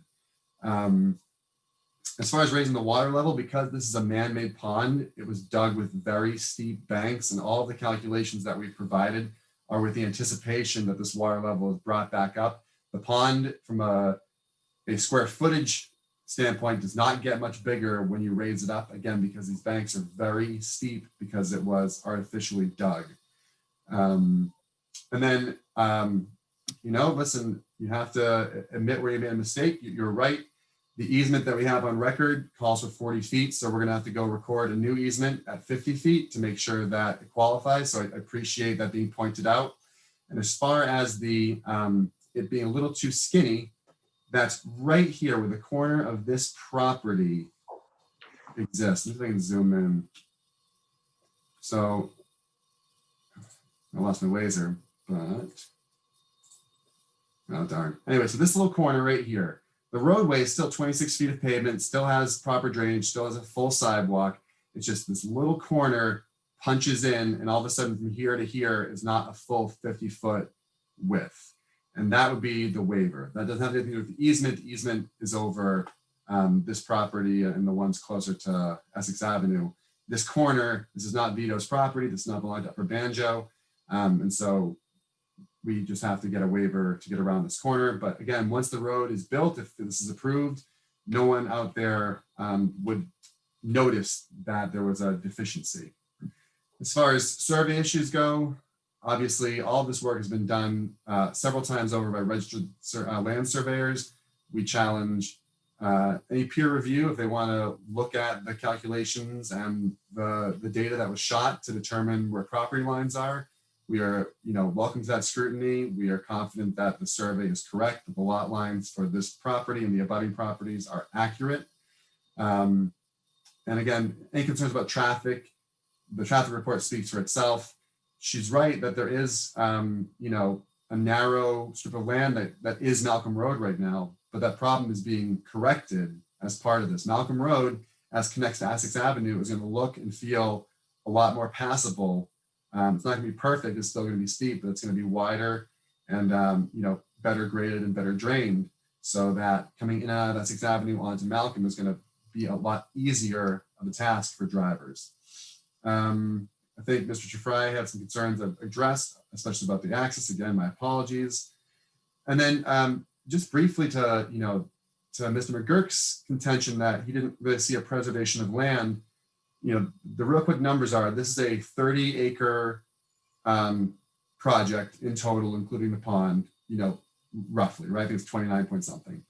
And of that 30 acres, 7.2 is going to be building lots. And again, remember, although it's not common open land, the majority of these building lots is still going to be green space, whether it's turf grass or whether it's woodlands. And then 2.5 acres are going to be road and sidewalks.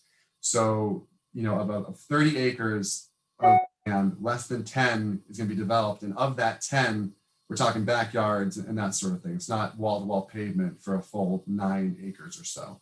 As far as blasting goes, these soil samples, although I couldn't tell you right now, here's a nice little key. Look at that. There's the key. So the soil samples can tell you that for the most part, based on the fact that we are going through the natural topography of the land and going through some pretty amenable soils, it's unlikely to need much blasting. There may be some blasting required in the looped terminus. That's where we might find some ledge outcroppings that need to be either picked out or blasted through. But otherwise, I would say the majority of Southwest Drive will not require blasting. And so again, that does help in preserving what you can as far as what's out there, and the vegetation in between these clusters that has to come out initially does get put back at the end. So I hope that I've touched on most of the comments made. And again, as the chair pointed out, this is a ongoing process, and this is not the last you've heard from us, and it may not be the last we've heard from the neighbors, and we're happy to continue the conversation both here and at ConCon. And if there's any questions that have been generated based on neighbor response or my answers, let me know. Thank you, Joel. Greg, do you want to talk a little bit about next steps? And unmute, please. Thank you. Turn the camera on. How about the mic? As I had indicated, I think there's a number of things that need to be clarified, in particular through a peer review for the engineering analysis and stormwater management analysis. So that's something at this point that I think we can also, and I'm not sure, just asking Joel, the intended time frame to be filing with the commission. I think based on the feedback we received tonight, we're in a good place to get the NOI submitted. Okay. A couple weeks.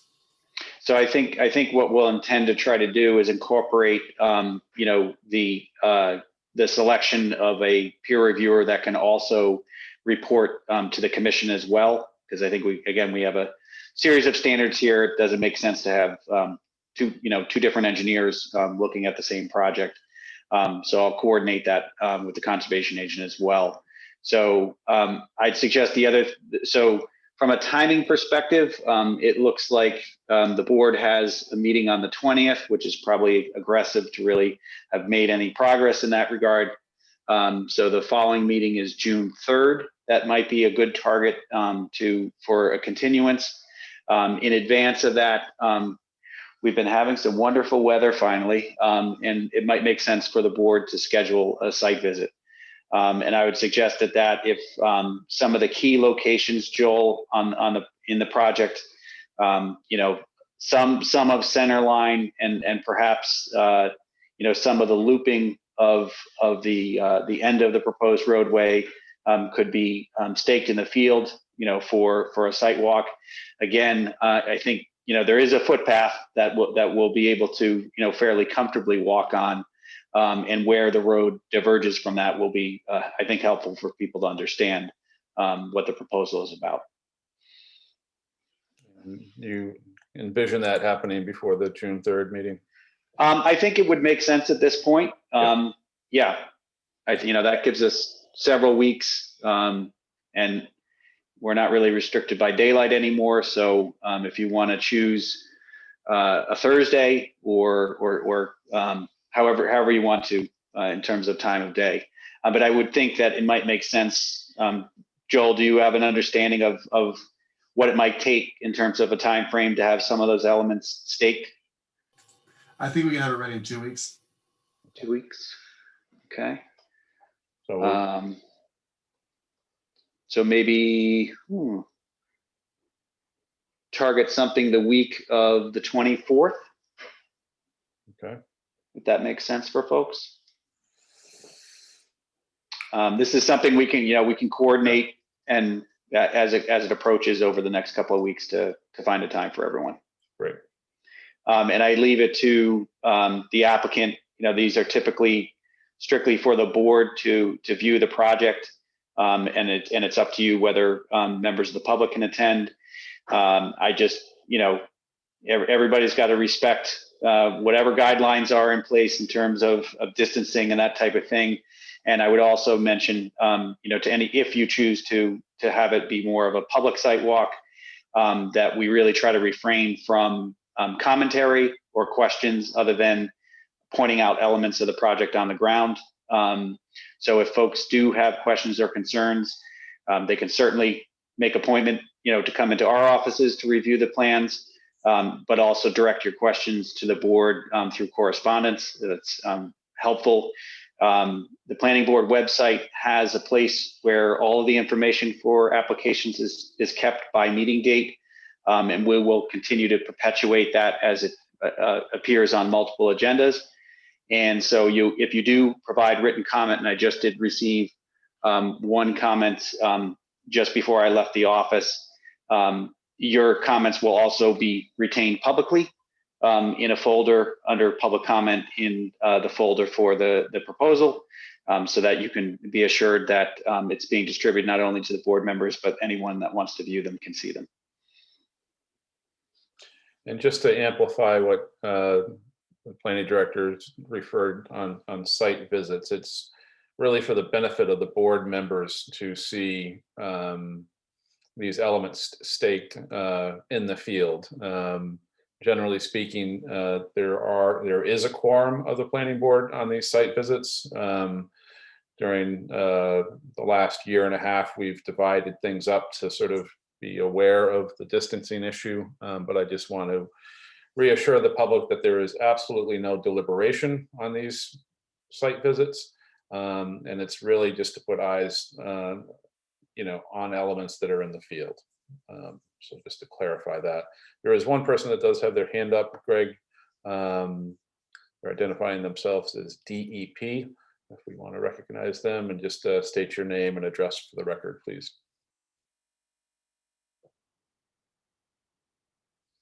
You're still muted.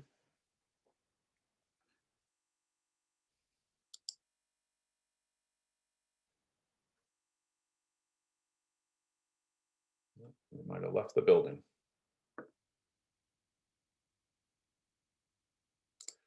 Okay, we'll maybe catch them on the next meeting. So continue to the June 3rd meeting, Greg. Oh, there we go again. First, if I can get a motion from the board to recommend a peer review of the project for road design and stormwater management and the application in general. So moved. We have a motion and a second. Henry, thank you, indicated visually. We have a motion and a second. Roll call vote for the peer review. Member Noonan? Yes. Member McCarl? Yes. Member Bookin? Yes. Member Cook? Yes. Member Henry? Yes. Member Remsen? Yes. And Member Rosen? Yes. Okay. And then a motion to continue to June 3rd meeting of the planning board. I move we continue the hearing to June 3rd. Second that. We have a second by Sean Henry. Roll call vote, please. Member Noonan, Yes. member McCarl, Yes. member Bookin, Yes. member Cook, Yes. member Henry, Yes. member Remsen, Yes. member Rosen. Yes. Okay. Thank you. Thank you, Joel. Do folks want to take maybe just a 2-minute break before we start the next public hearing? Yes, please. Yes. Okay, so we're in recess for a couple minutes. How was dinner? We're just going into the, I may go off screen. So it's known as. Whoops.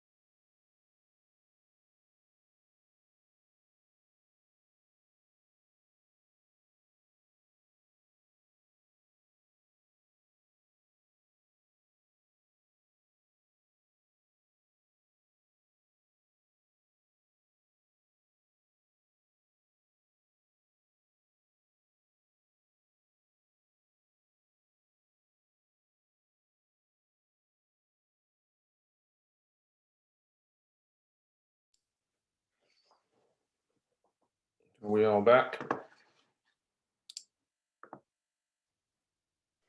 Missing Beverly. Oh, she's there.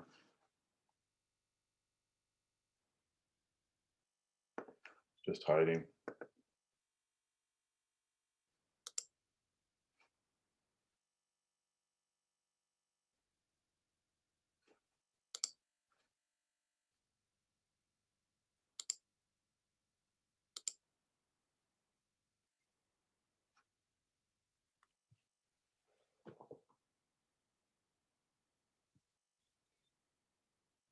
Are you there, Beverly?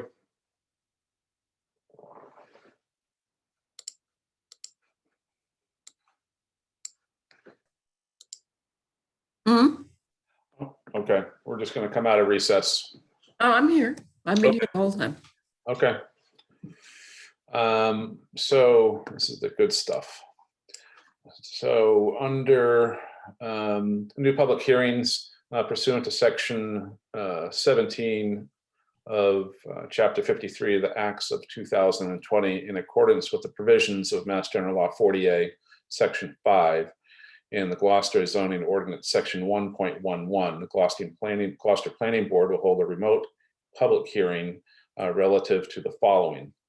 This is amending the Gloucester zoning ordinance by replacing section 5.24, accessory in-law apartments, with rewritten and titled section 5.24, accessory dwelling units, which specifies the permitting of accessory dwelling units, also known as ADUs, within a single-family home or in a detached structure on a single-family lot. If such proposed ADUs, which are intended to add to the long-term rental housing stock, satisfy the dimensional requirements of the proposed ordinance, they shall be allowed as of right with the issuance of a building permit. In the event the proposed ADUs do not satisfy the dimensional requirements of the proposed ordinance, they may be allowed by the issuance of a special permit by the Zoning Board of Appeals. The proposed amendment is accompanied by proposed amendments to section 2.37, accessory uses table, line number 20, by renaming it with the heading accessory dwelling units and replacing SP where it appears in the row with Y, indicating the allowance of the use by zoning district, and adding a footnote to the table indicating the potential allowance of the use by special permit in certain cases. Finally, the proposed amendments include new definitions of accessory dwelling units to be added in section 6 definitions. So I'll open the public hearing. That was a lot. So I'm going to do a screen share, and I have a little bit of a PowerPoint presentation on what this all means, and it's fun writing advertisements for zoning amendments. Yes. So I'll stop sharing that, and I will share a little PowerPoint that will look familiar, certainly to planning board members and any folks that have followed, some of the proposals around increasing housing production and affordability in Gloucester. So look at that. I already have to change the date to my presentation because I was prepared to give this on April 15th when we had hoped that the public hearing would have been noticed, but we went through the same snafu with the Gloucester Daily Times for this public hearing. So it was twice noticed in advance of this hearing this evening. So board members will be familiar with this. This proposal was forwarded to the City Council for as an initiated zoning amendment under Section 511 of the zoning ordinance. The planning board can be the initiator, and the City Council referred it back to the planning board for public hearing. After your review and recommendation, it will be forwarded to the Planning and Development Standing Committee for a review, and ultimately a public hearing with the City Council. So again, as we know, what the Housing Plan Production Working Group, as well as the Planning Board, has been working on, born out of the Housing Production Plan from several years back, is reviewing planning policy and planning, policy making, and actions for housing opportunities in Gloucester. We learned a lot about the snapshot in time, preparing for the recommendations by looking at housing needs in Gloucester. And 10 specific goals were developed. And again, this is a product of following through on the implementation part of those goals. We've been working with Judy Barrett. She's a little bit more behind the scenes these days as these proposals advance for really the community to decide whether they've been dialed in correctly, they're appropriate, and will really satisfy some of the goals that have been identified to provide more options, not only for folks within the community or moving within the community, those moving into the community, but also for homeowners to be able to continue to live in the homes that they're in or afford the properties that they're on with all the pressures on a household these days.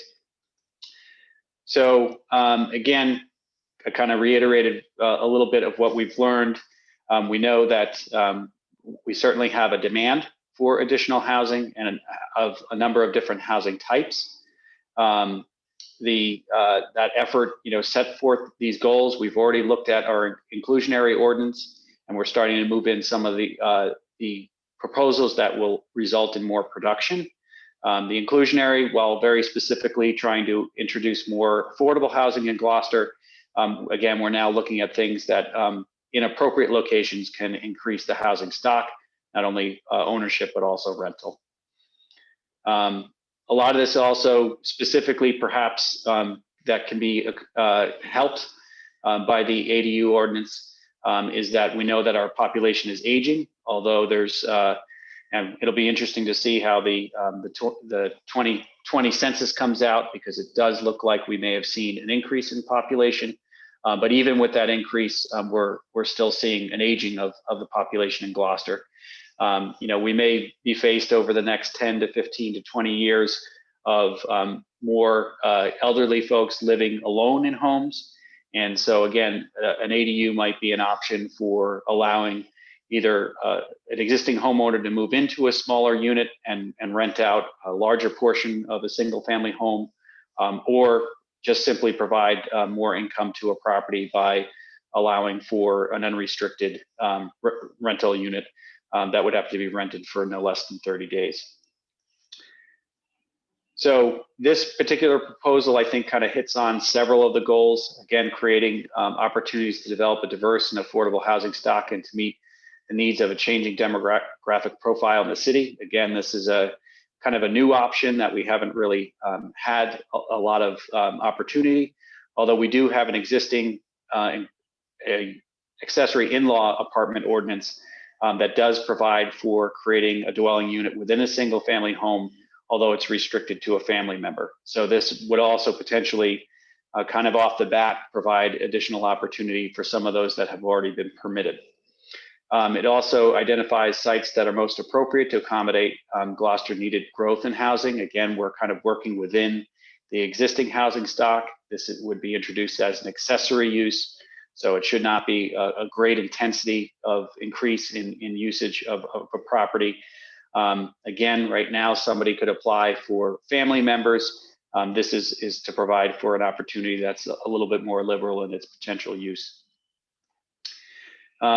Minimize the displacement of lower income households. Again, not necessarily just lower income households or just any household that's a little bit more strained economically to continue to deal with the day-to-day, month-to-month, quarterly, fees and payments that they have to do to maintain home ownership.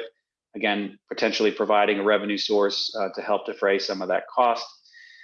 This is another one that I think is particularly important as we think about accessory units as well as multifamily units. One of the things that we certainly want to promote and have a process for is safe and healthy housing options. I don't know how unique we are in Gloucester that we have, a fair amount of oversight of the health department in units that are rented that ensure that they have all the life, health, and safety issues that could arise in a dwelling unit being addressed. So again, I think the part of this is also some of these may exist as we've known that there's been situations that people have identified and trying to accommodate not only an accounting of the availability of these potential rental units, but also ensuring that they're safe. So again, the overarching purposes was to implement, zoning recommendations from the housing production plan. We've already gone through the revisit of the inclusionary ordinance, and here we are with looking at ADUs. And then again, just for folks kind of tracking things, we've been looking at the use tables for 1 and 2 family, as well as looking at the dimensional requirements for small multifamily, and then also a return to looking at the MBTA station area, particularly in the downtown area, that in some ways may almost be a forced issue, as there have been some changes to 40A specifically targeted towards communities that have commuter rail stops. And then finally looking at mixed use in the downtown area. So the proposal for this evening, board members will recall that the discussion of the purposes section is to create an opportunity for accessory dwelling units in Gloucester's residential neighborhoods and increase the diversity of housing options while respecting the residential character of Gloucester neighborhoods. There's a lot of discussion and scaling of what an ADU might look like, either as an interior unit or a potential detached unit. Add rental units to Gloucester's housing stock, and encourage more economic and energy efficient use of the city's housing supply. And finally, provide homeowners with a means of obtaining rental income to defray housing costs. And so those are the purposes that have been articulated in the proposed section 524. And this is a slide that kind of came from Judy Barrett with some examples of just what these might look like. There's a lot of variety in what an ADU could be. It could be over a attached garage, conversion of a garage itself to create a kind of almost a at grade or ground floor unit, the potential for a standalone unit, a detached, which we've suggested that there would be setback requirements and height requirements for, and overall size requirements. And then there are also options of building within the existing single family structure. We've provided a new definition to be added to section 6.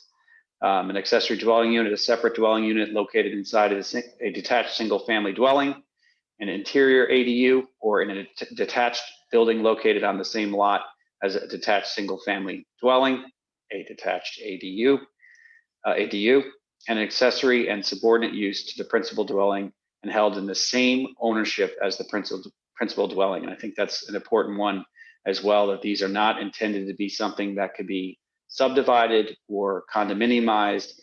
They are a rental unit that is accessory to the existing single family home on a lot. We had a lot of discussion about the definition and dimensional requirement of a interior unit.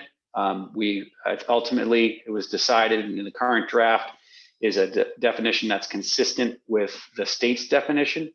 One of the things that was kind of amplified and made more specific in 40A this past January was the state providing a definition for accessory dwelling units.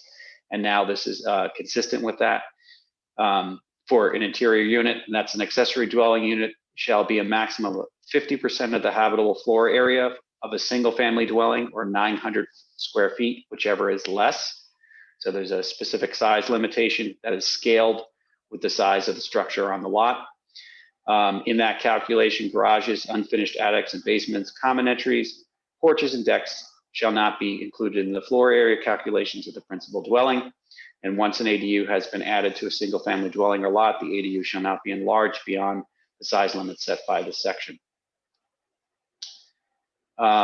Similarly, standards have been set for a detached ADU, and this is something that's a little bit more, more of an introduction, I would say, just given that, again, we already have a standard for an accessory unit within a dwelling, but now the potential for a detached ADU, which shall be a maximum of 900 square feet or 50% of the total habitable space of the principal dwelling, whichever is less, kind of that same standard. So within the house or whether interior or detached, that same limitation on size.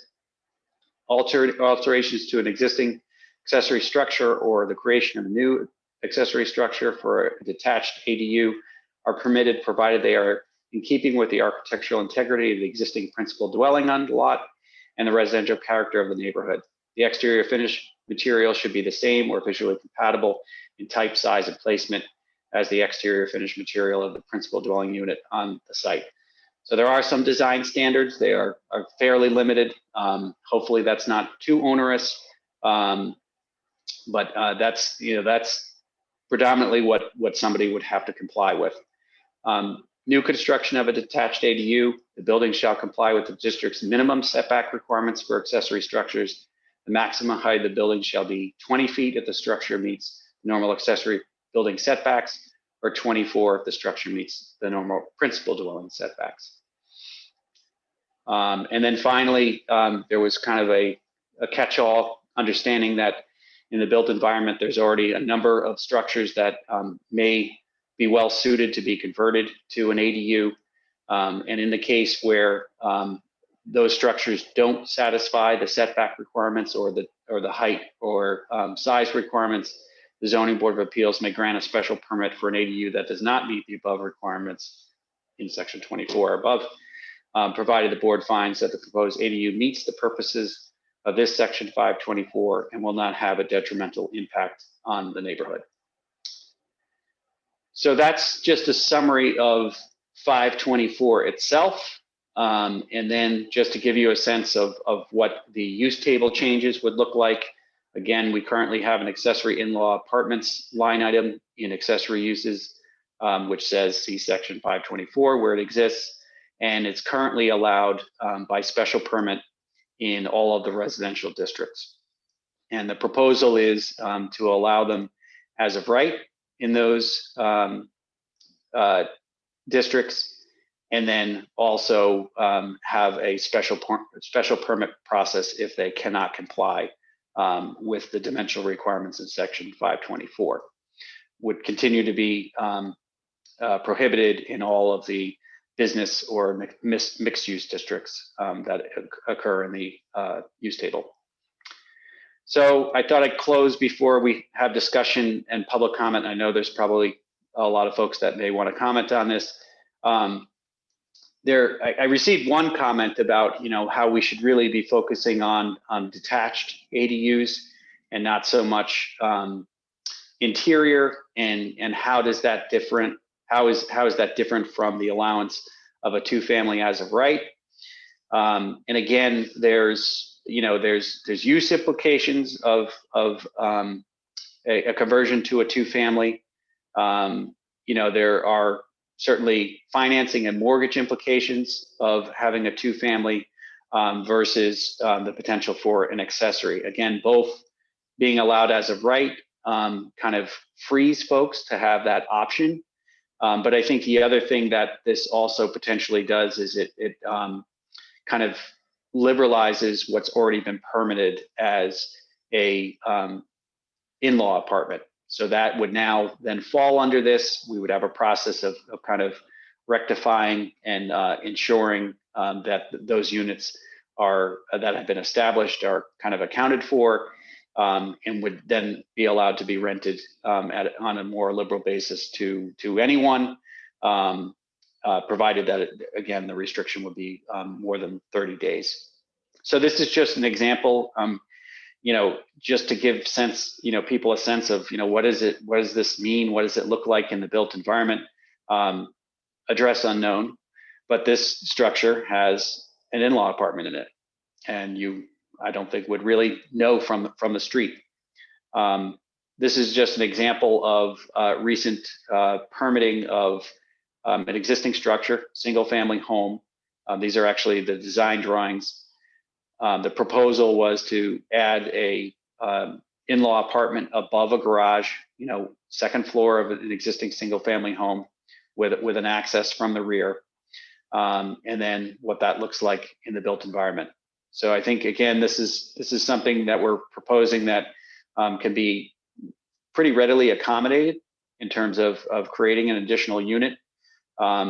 Again, could be for a family member to create some separation, some privacy. Treat it as an accessory, not as a two-family, although if somebody wanted to avail themselves to that, they could do that as well. So that is kind of a summary. Not sure, that was about 10 minutes. And, you know, I could certainly, you can entertain questions from board members at first, or if you'd like to entertain public comment. And I just want to make it clear also that, you know, the opportunity here is to refine the proposal, make a recommendation to the city council. So in general, the use and allowance has been publicly noticed in terms of what's being discussed.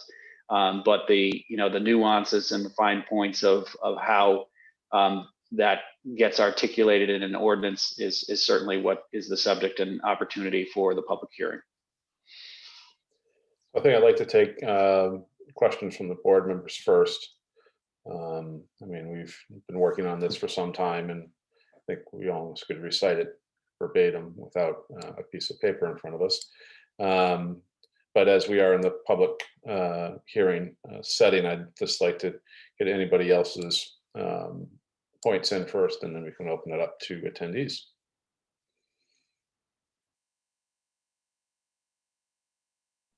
See how well versed we are. David? So I'm in favor of this, the changes as proposed. I find it really interesting that we are considering this evening next to the consideration of the proposed Banjo Pond division, because I think that it raises the issue of you know, increasing density significantly in a proposed new development. And I'm curious about, you know, I think there needs to be discussion among the board about this specific issue, because, you know, what are we trying to achieve here? I think the past discussions about this have mostly been around existing housing stock. And there are going to be opportunities, granted probably limited opportunities, for significant new subdivisions. But we've seen this now with Deacon Lane. We've seen it with, we're seeing it with Banjo Pond, where you could have a substantial increase in the number of units that are being proposed. And I'd like to see us as a board discuss that. Mm-hmm.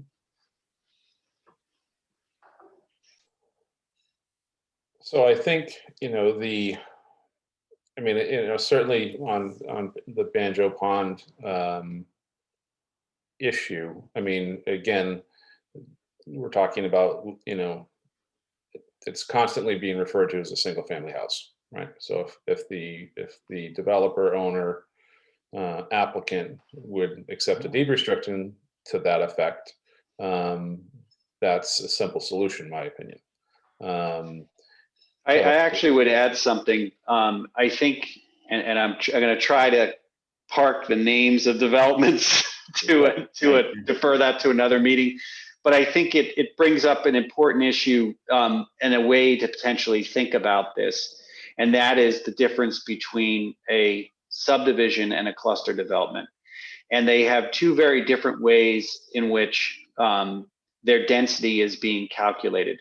When you review a conventional subdivision, you have to think about it in terms of what can be allowed on a lot. And so in your thinking, in most of the districts, if they have the area that complies, you could be looking at either a single or a two-family development. So, you know, that's one way to think about it, in terms of if you permitted a conventional subdivision and somebody claimed that they were going to do all single family, and it's not restricted, they could do two family. They could also do all single family and then potentially propose ADUs, which would kind of be density neutral. So I think that's one area. Again, it's a great point to raise, as, you know, when you think about these things, we always think about them as kind of like a retrofit or a new standalone. But you have to be, thinking about, what does the zoning ordinance allow for a future development? So I think from the conventional side, it's pretty clear that the ADU ordinance could only result in something that is already enabled in terms of 2 units per lot. From a cluster development, again, I think there's whether it's a need for a tweaking in the cluster ordinance, but that calculation specifies dwelling units. So that's where I think there may actually be, to Beverly's point, there may be some limitation there, because if the yield is based on units, and the cluster development will, it defines the number of units that will be permitted. So I think that's where I think I think it's covered in some ways, because you're looking at the full picture of an approval. That's not just the lots and then you move on from there. There's a special permit that's going along with it, and any modification to that plan that you see would have to come back to the board through a modification of the special permit. So there's a little bit more of a control in that situation, but it may be worthy of kind of taking a look at those two and making sure whether or not that should be more explicit.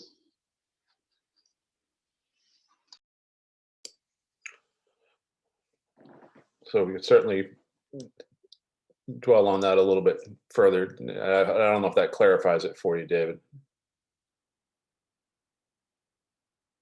You need to unmute.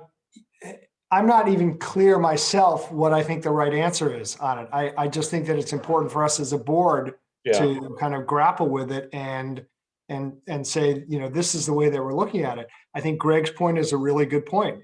The point that Beverly brought up as well is, you could say, as we did it with Deacon Lane, that we specified the number of units that had to be affordable units, and the number of units, the number of houses that had to be single family or could have additional units.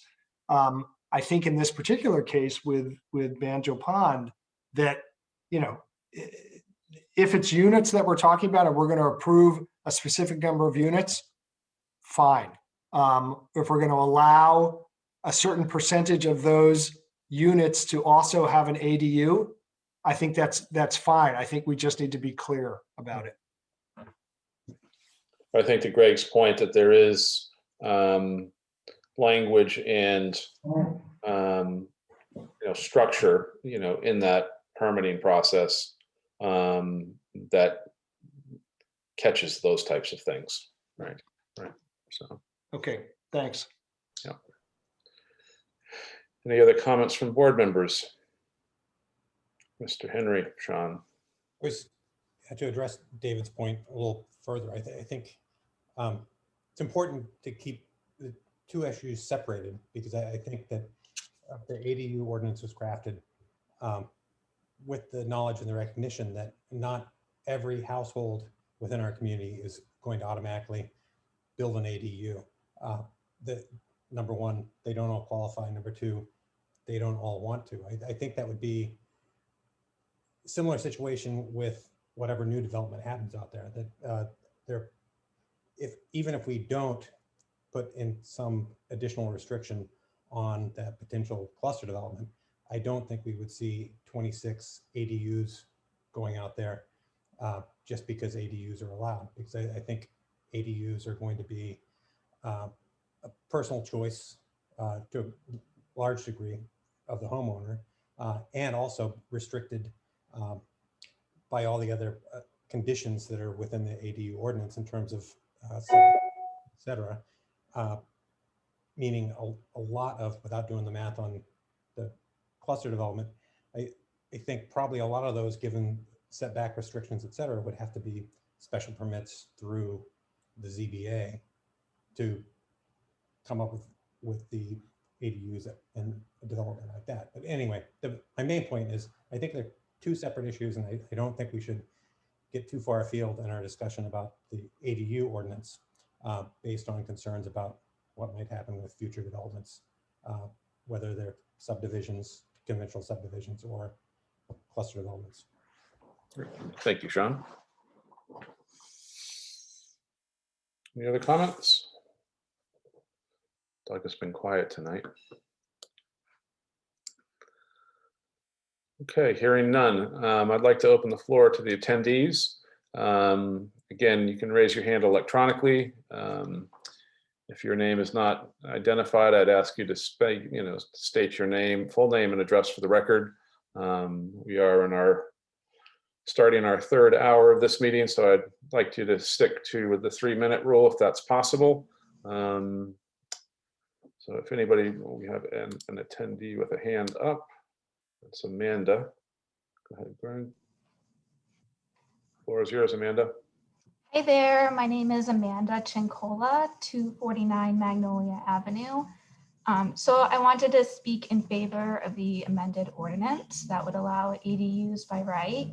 Yeah. Now, these are naturally occurring affordable homes created without any public subsidy. So that's awesome.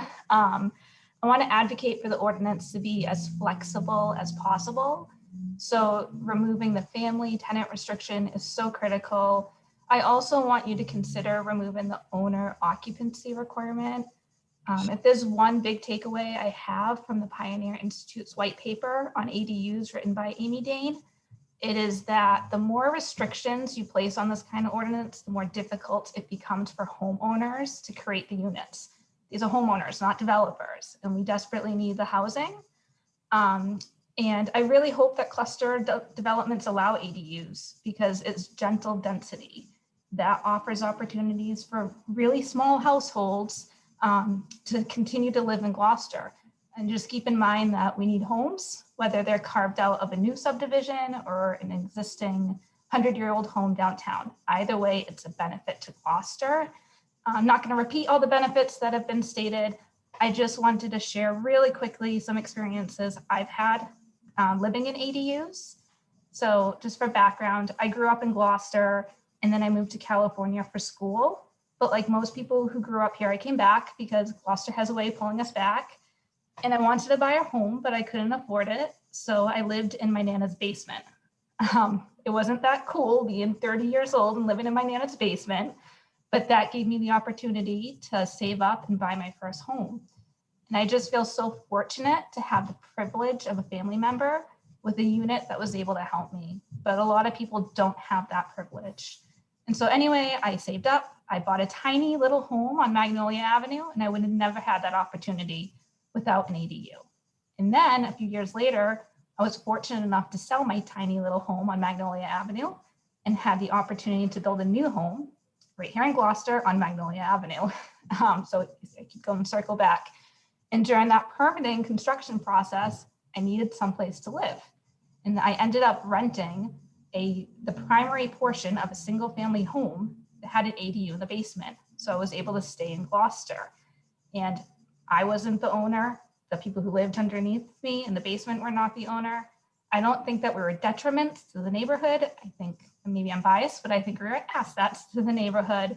So I just wanted to share those two experiences with ADUs that I have had.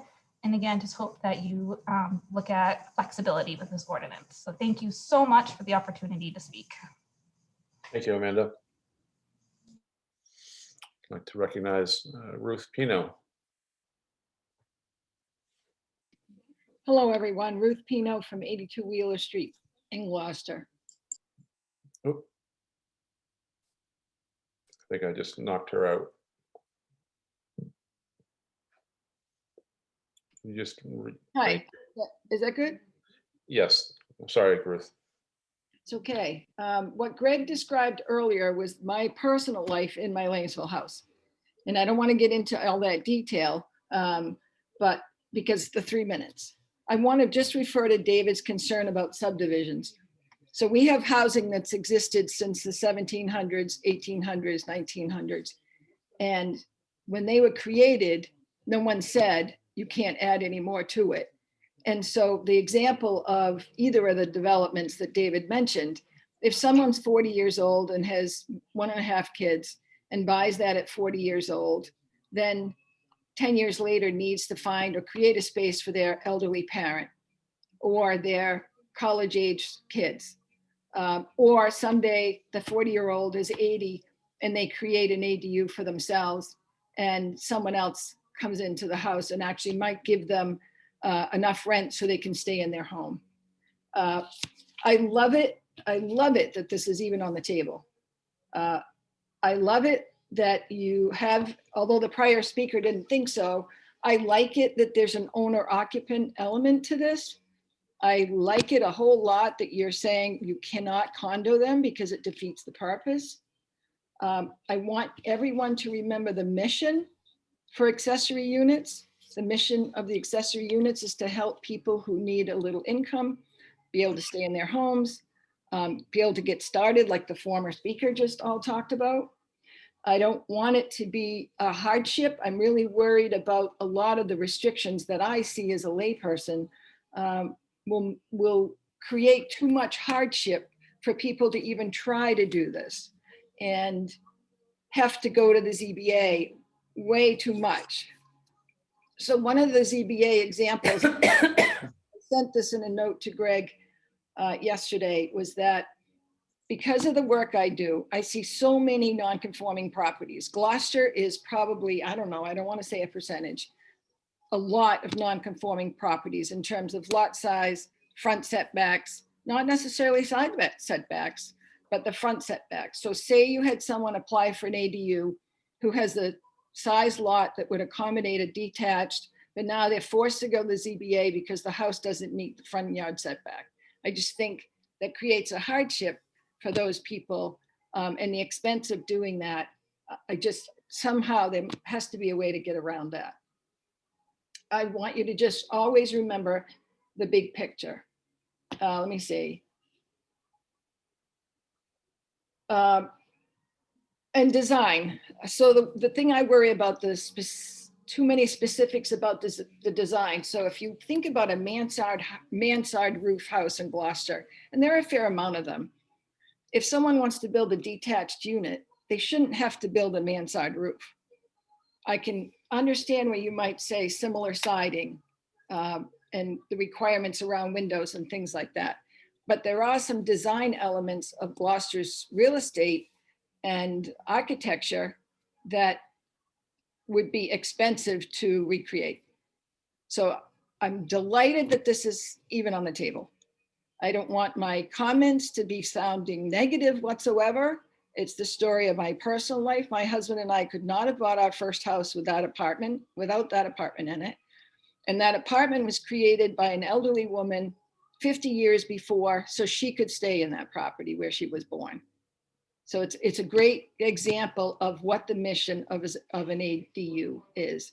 I was confused at first about the differences between interior and detached, why even bother interior, but the way I understand it from Greg is that kind of cleans up other areas of the zoning ordinance. And it's an impossible request to make, but it would be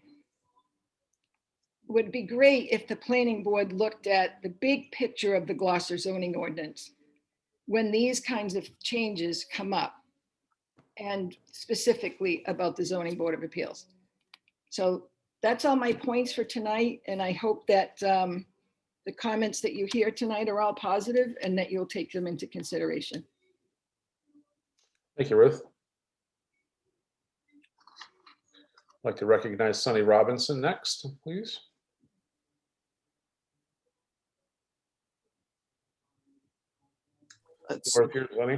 Yeah, can you hear me now?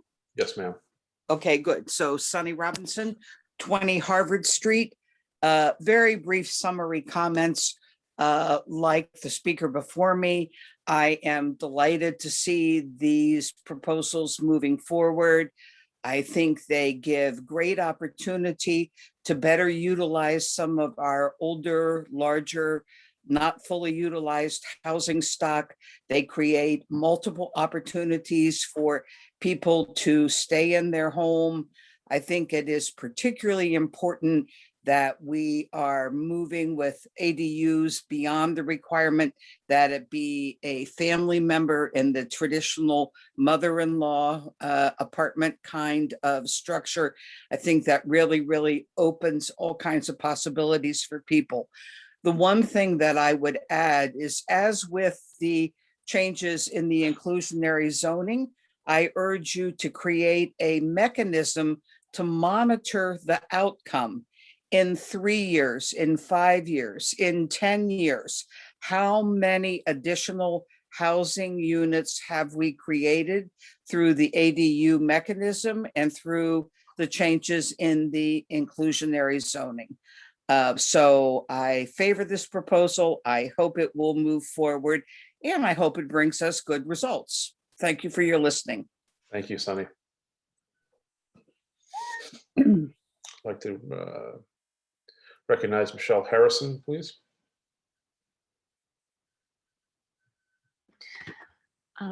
Good evening. I too join your previous speakers in supporting the ADU.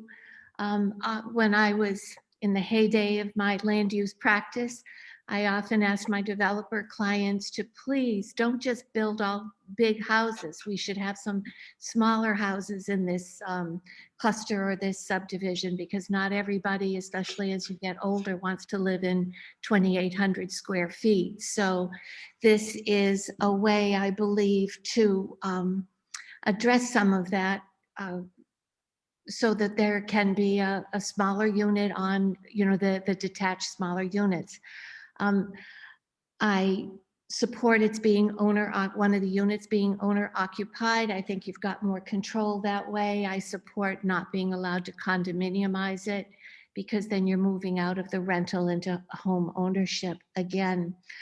I wish there were a procedure, and perhaps I didn't see it, where existing unpermitted interior apartments are, that they exist, and that there would be a way to make them permitted or legal.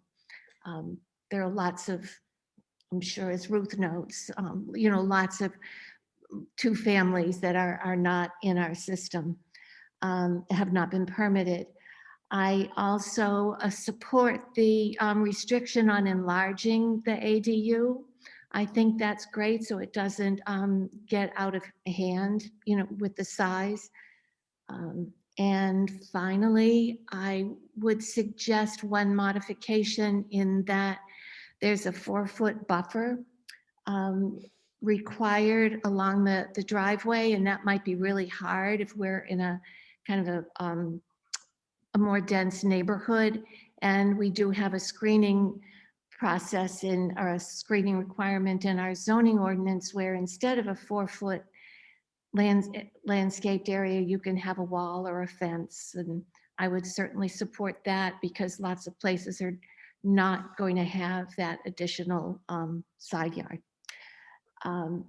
I was delighted to see it, and I hope that it goes forward, and I certainly support and appreciate all that you've done on this proposed ordinance. Thank you. Thank you for your comments, Michelle. I'd like to recognize Mr. McCarthy next.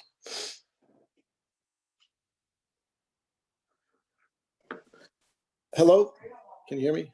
Yes, sir. Chris McCarthy, 166 Bray Street in Gloucester. I started the evening thinking that I was going to talk about, I think that the detached ADU should be by special permit, but I think listening to everybody in the direction that this is going, I think that I'll probably take that off the table, because it looks like they're going to be approved as a matter of right, which, again, my only concern is it becoming like the Wild West for people that are just like to profit or want to put little units up over on Coffins Beach or whatever. That's my only, or other areas that, it's going to be the sophisticated people that end up putting the ADUs. And I just want to make sure that it's for the people that want to stay in their homes, the people that aren't sophisticated, the lay people.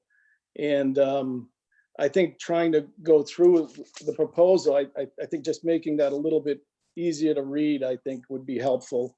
For example, I don't quite understand why they would call, this is probably for you, Greg, why they would call it an interior ADU versus an attached, because trying to put a dwelling inside a dwelling, I think from a fire safety standpoint, egress standpoint, building code standpoint, I think it might need some looking into. I just don't, if it's called attached versus detached, it's called attached, I think you've got to meet your fire codes. I mean, a dwelling is a dwelling on the Mass Code. And I think you need to meet all the standards for that. If you call it inside, if you call a dwelling inside a dwelling, I don't know if you call that a 2-family or a 1-family with a stepchild or whatever. I don't know what you'd call that.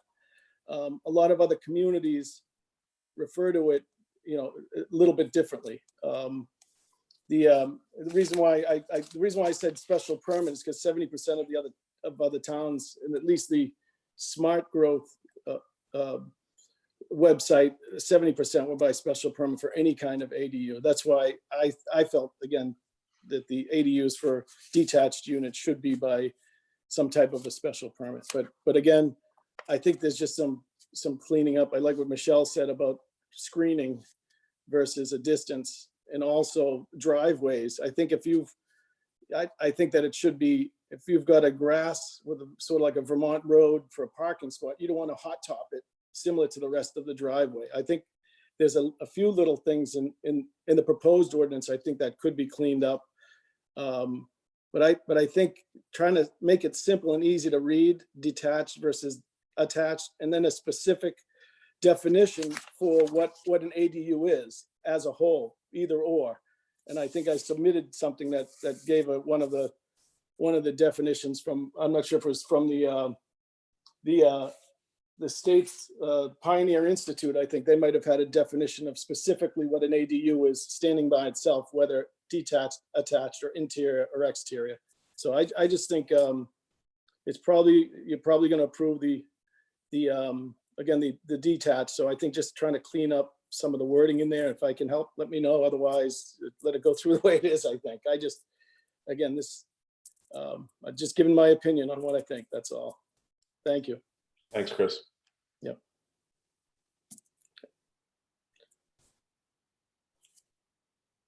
Any other attendees like to weigh in?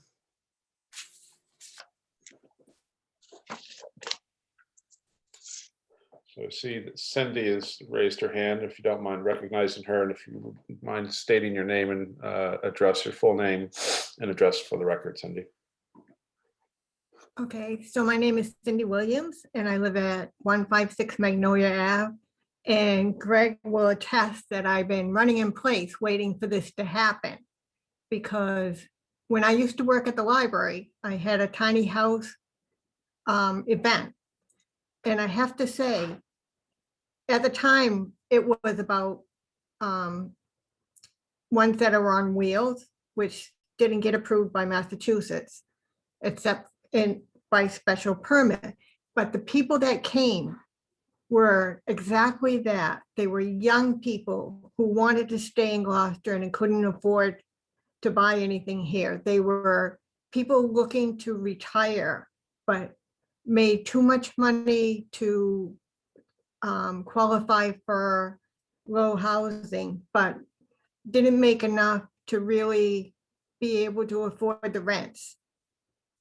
And they were all wondering how they were going to stay here. And this just gives them an opportunity to be able to do that.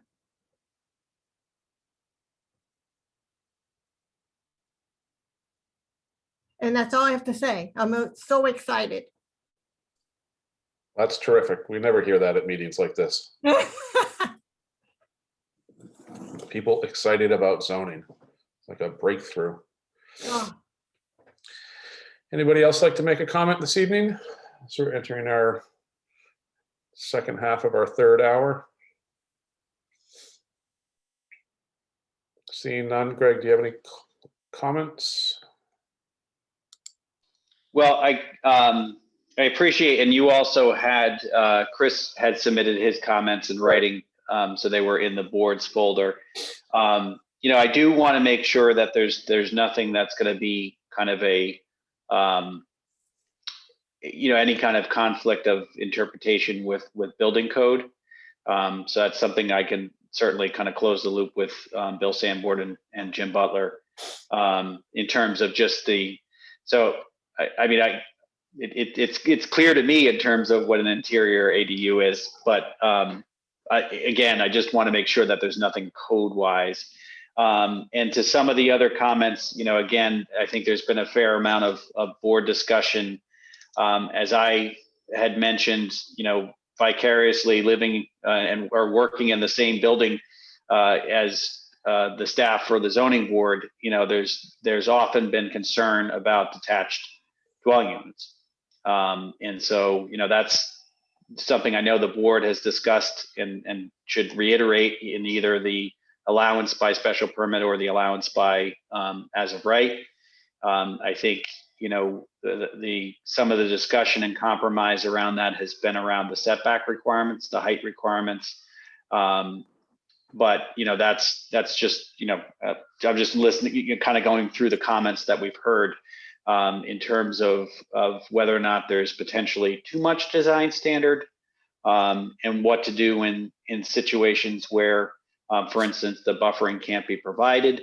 Those sound like some areas that might make some sense to provide options rather than, if it's something that can't be provided, then it goes through a special permit process. So I think it's kind of gauging, how important those things are in terms of minimizing or buffering the new potential impact, particularly with like the buffer or the side yard setback.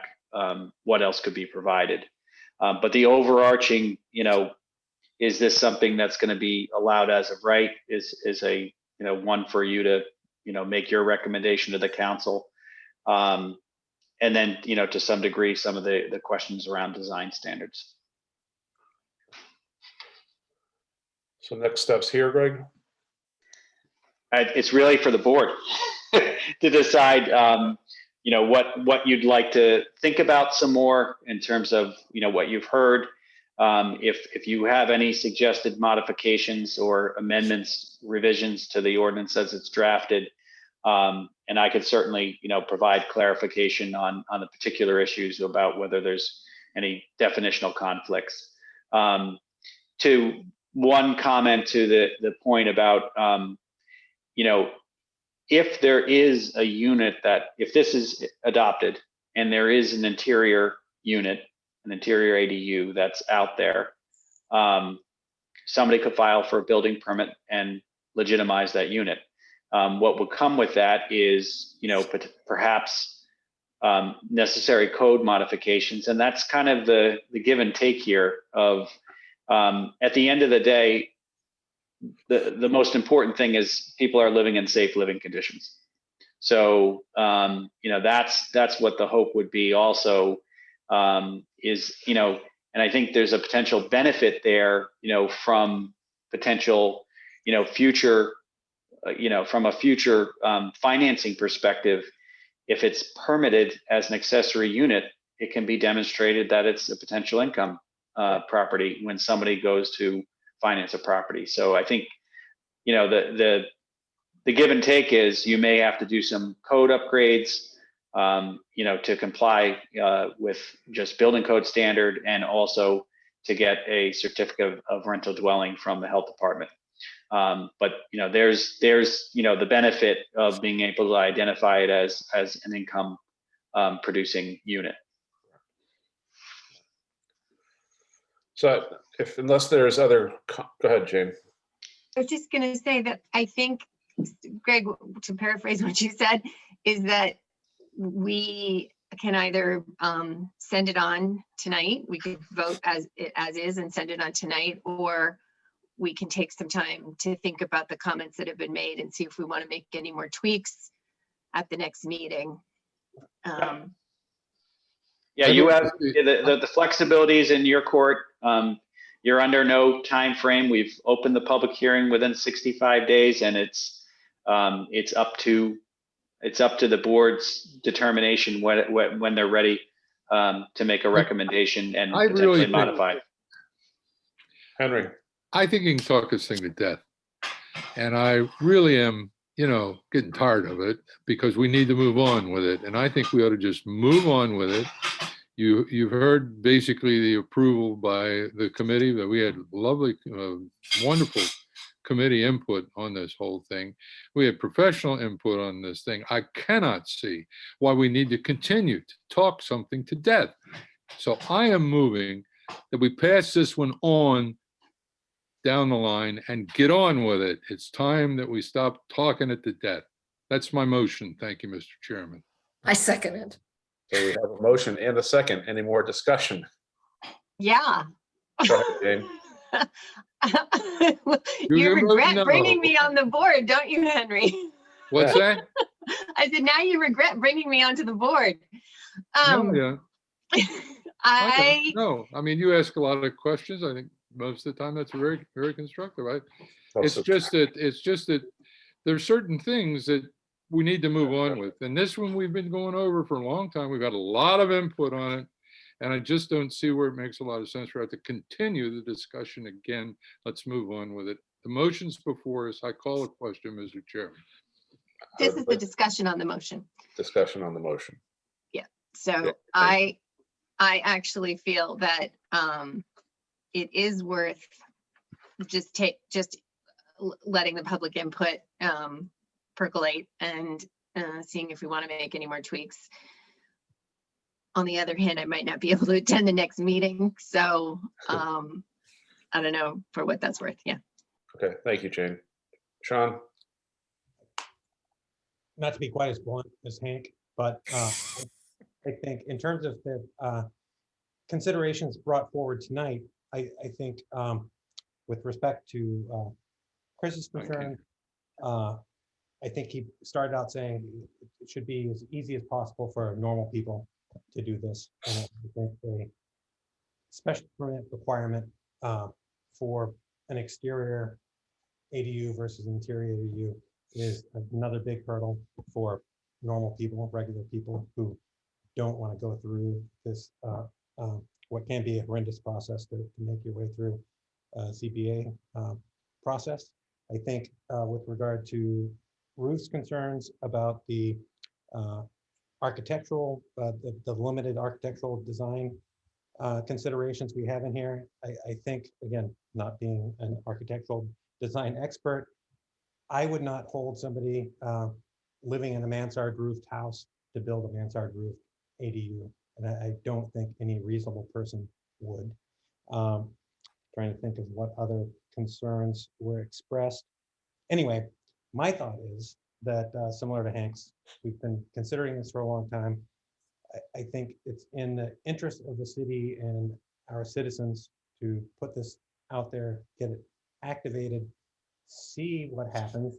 And again, going back to Sunny's consideration of actually seeing how it works out. And any modification we might need to make to this can be made much more easily down the road. And a chief consideration is that we're not only with this, but also with all the other zoning considerations we have on the table coming up in the future. We are in an election year. The closer we get to more of the council not running again, or pulling papers, et cetera, the more likely it is that nothing we put forward is going to be passed this year. So I think this is pretty well done. I'm ready to vote on it tonight and prove it. I think it's pretty good as is and can always be improved in the future. The longer we wait, the more likely it is nothing's going to happen. You convinced me, Sean. Okay, I wanted to address some of the comments we heard because I really think that the proposal does accommodate them. First of all, I think it's pretty standard practice that in an ADU that it's an owner occupied property, but we wrote in, spell me, because I don't have it in front of me, that the owner could live in either unit. So that allows an elderly couple to move into the ADU and rent the primary, as well as live in the primary and rent the ADU, correct? The way we wrote it. Okay, number one. Number two, anytime you're going to modify, build new exterior or modify an interior to add a kitchen or a separate entrance, you're going to trigger building permit. And then that allows the building official and the fire official to make sure that it meets all the building and fire code requirements. We don't have to say that in the land use side. And finally, the standards Thoroughly. that the exterior, if there's any external expansion of the house or the freestanding, that it be reasonably architecturally similar. We do not have design review. They're really a recommendation. They're really not an obligation because there's really nobody to review and say, I don't like that roof line and the color of your freestanding isn't compatible with it's really guidance. And so I think those were three major issues that I heard that I think have been adequately addressed, and I don't think we need to respond to any further. Any other discussion on the motion and second? Hearing none. Roll call vote, please. Member Noonan, Yes. Member McCarl. Yes. Sorry, I kind of knew that was coming. Member Bookin, Yes. Member Cook, Yes. Member Henry, Yes. Member Remsen, Yes. and Member Rosen. Yes. Okay, Oh, thank you. so that is, I'm sure I heard you close the public hearing before that. Yes, we Pretty sure did. you did. Okay, good. Thank Okay, so that will go forward, and next stop will be the Planning and Development Standing Committee. All right. Will you keep us posted on when that is and when the city council is? Yes, so I Please. believe it will probably be 2 weeks from yesterday, but I'll send out a notice to the board members. And if anybody wants to participate in the discussion, I can coordinate that with Joanne Sanos. I will also point that the point about monitoring is an important one. And we have actually, the last couple of years, kind of been starting to dig a little deeper into production in particular, because of part of developing a housing production plan is also to try to see what the progress is. The governor's housing choice program that came out a few years ago, which is the primary reason why we were able to apply for assistance from mass housing, was because we weren't hitting the production targets that otherwise, if you did, you could actually get funding towards housing. So we are trying to do a better accounting, and I think in particular, those conversions of in-law apartments to interior ADU and how this plays out is going to be important for us to understand. And your staff planner is also a data scientist. Can you introduce her, please? Yes, I'm sorry. Wait, I feel like we've done this before, but have we not? I haven't. I just assumed okay. that Gemma is our name, so please introduce her. So I don't know where on your screen, but it's my lower Hollywood square to the right is Gemma Wilkins, who's been with the city now for 3 weeks. 3 weeks? 3.5, I think. Maybe? 3.5. You started on a Thursday. Yeah. So, so we're delighted to have her, and we've been busy and hope to be able to produce more. Fantastic. Any business unforeseen in the last 48 hours before submission of our agenda? No, I just need to coordinate with you on the signing of a couple of documents. You head out of town tomorrow? No, Tuesday. So I'm around. Oh, Tuesday. Yeah. So Okay, great. Meet up tomorrow. That'd be great. Okay. Okay, that is all. Motion to adjourn, Mr. Chairman. Have a motion. Second. Thank you. Roll call vote to leave. Member Noonan. Yes, please. Member McCarl. Yes.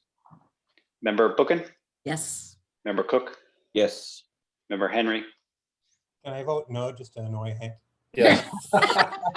One abstention. Member Remsen. Yes. And Member Rosen. Yes. Have a great evening. Thanks, See guys. you all. Thank you, and we really appreciate all the input that a lot of those folks talked about tonight. I think it's Terrific, yeah. positive. Thank them. Yes. Have a good night. All right. Thanks, guys. Thank you. Bye.